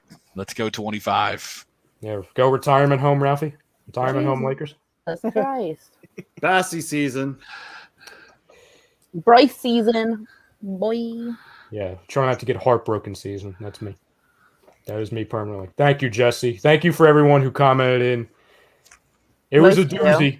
Most of you. And yeah, anybody who's tuning in, wondering our thoughts on the Ben Simmons stuff, the NBA stuff, the Deshaun stuff, we touched on that earlier. So if you're just joining us, feel free to rewind. We talked all about any of that, all of that stuff, obviously. Also, like I said, if you're new to the channel, new to the page, make sure you hit the subscribe button. Make sure you hit the notification bell. I cannot stress that enough, how important that is, because we have a lot of shows here, a lot of moving parts, a lot of videos. That way you're constantly notified whenever we're live, whenever there's a clip up. That way you're constantly not wondering, like, oh, is there a show tonight? Well, you don't even have to wonder. The little bell does the job for you. Thank you, Martin. Appreciate you, brother. We appreciate the fan, but also we appreciate who we're brought to you by. Frank, we can double team it like we All do. right. Our main show sponsor, obviously, that's the Counseling Center and Sunrise Detox. We're always happy to support them. And as always, many of us and our families deal with mental health and addiction issues. If you need help or if you know anyone who needs help, please call 856-651-8117. Also, Frank, we are brought to you by, sir, Our friends over at All Campus, located on the Ocean City Boardwalk. Sorry. Oh, there you go. They are giving 20% off of everything in their store, including hats, shirts, and their team cornhole sets to all of their members. So you got to show John Coyle of All Campus if you visit down the Ocean City Boardwalk some proof that you are an A2D member, so you can get that discount. We'll get to memberships in a quick second, but we're always proud to be brought to you by, that's Manscaped. Get 20% off and free shipping with the code A2D at manscaped.com. Unlock your confidence and always use the right tool for the job with Manscaped. Oh, and here's a really cool thing to pay the bills. Up, you got to hide the banner. Hold on. I'll hide the banner. Hide the banner. Hiding the banner. There you go. There we go. Look at that. Look at that. Yeah. Dude, look at us. That's Look great. at Look at us. I did not make that. That is Your provided balls by. will thank you. They are provided It by is- Manscaped Takeoff. themselves. It is true, though. They will thank you. Manscaped Yes. is the best. Yes. Speaking of memberships, by the way, I'll do this one, Frank.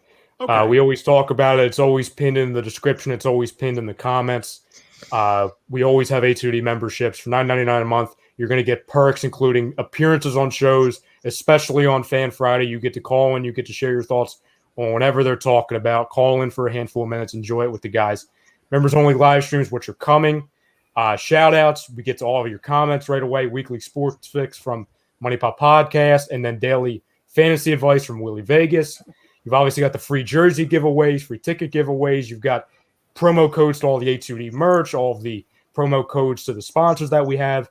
It pays for itself. It literally pays for itself. And don't let me tell you. Let the members who already joined tell you.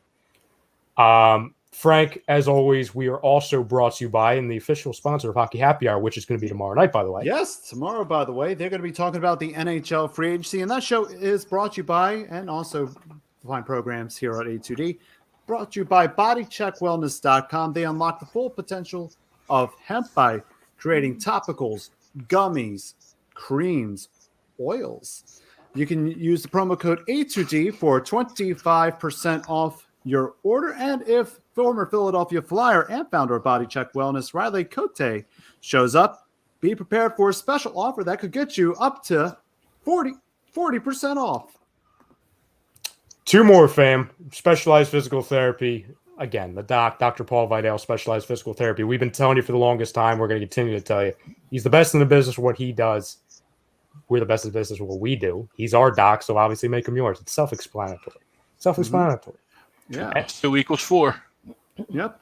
And I know this guy quite well. And if you're looking to buy or sell a home, looking for a change in career or brokerage, you can contact my pal, Alan Foy of eXp Realty LLC. You can give him a call at 302-682-8820, or you can visit him at alanfoy at exprealty.com. And finally, Ocean City Grilled Cheese and Quesadilla Company, located on the corner of 8th and Ocean Ave. 16 different kinds of grilled cheeses. Eat a quesadilla. So listen, they've got some good stuff, Tori. They've got some good I know, stuff. I like there. quesadillas. I mean, the picture alone that we put on our socials, I'm like, okay. I mean, listen, I'm ready to go for a run over there. I'm nowhere near Ocean City, but I'll make the drive. 16 different locations, Tori, so you don't have to make the drive. Texas toast, sourdough bread. Come on now. Oh, Andy Ritter now? We're getting Texas toast? Use promo code A2D for 10% off. Ralphie, you like the Texas toast? Yeah, it's pretty good. I just want to say this chat we got going on here needs Jesus. So do we have a 20% off to Jesus? Yeah. Because I want to give them a 20% off to seek help and pray to Jesus tonight for the chat, the guys in the chat. Oh dear. I see that now. Yeah. 20% off. Just use the code fuck off. Speaking of that, we're going to go for myself, Ryan Brodo, Ralph Delavecchio, for Frank Vespi, for Tori, for Steppy, number one fan of Jalen Hurts, Greg Milakovic, for Tom Arnone, for all of us, for all of you. We're getting the hell out of here before the chat somehow gets worse. Stay tuned tomorrow. You've got Birds of a Feather, I think. I know you've got Hockey Happy Hour. We've got shows every single day, so make sure you hit the notification bell to always be notified. We're getting the hell out of here. Yep.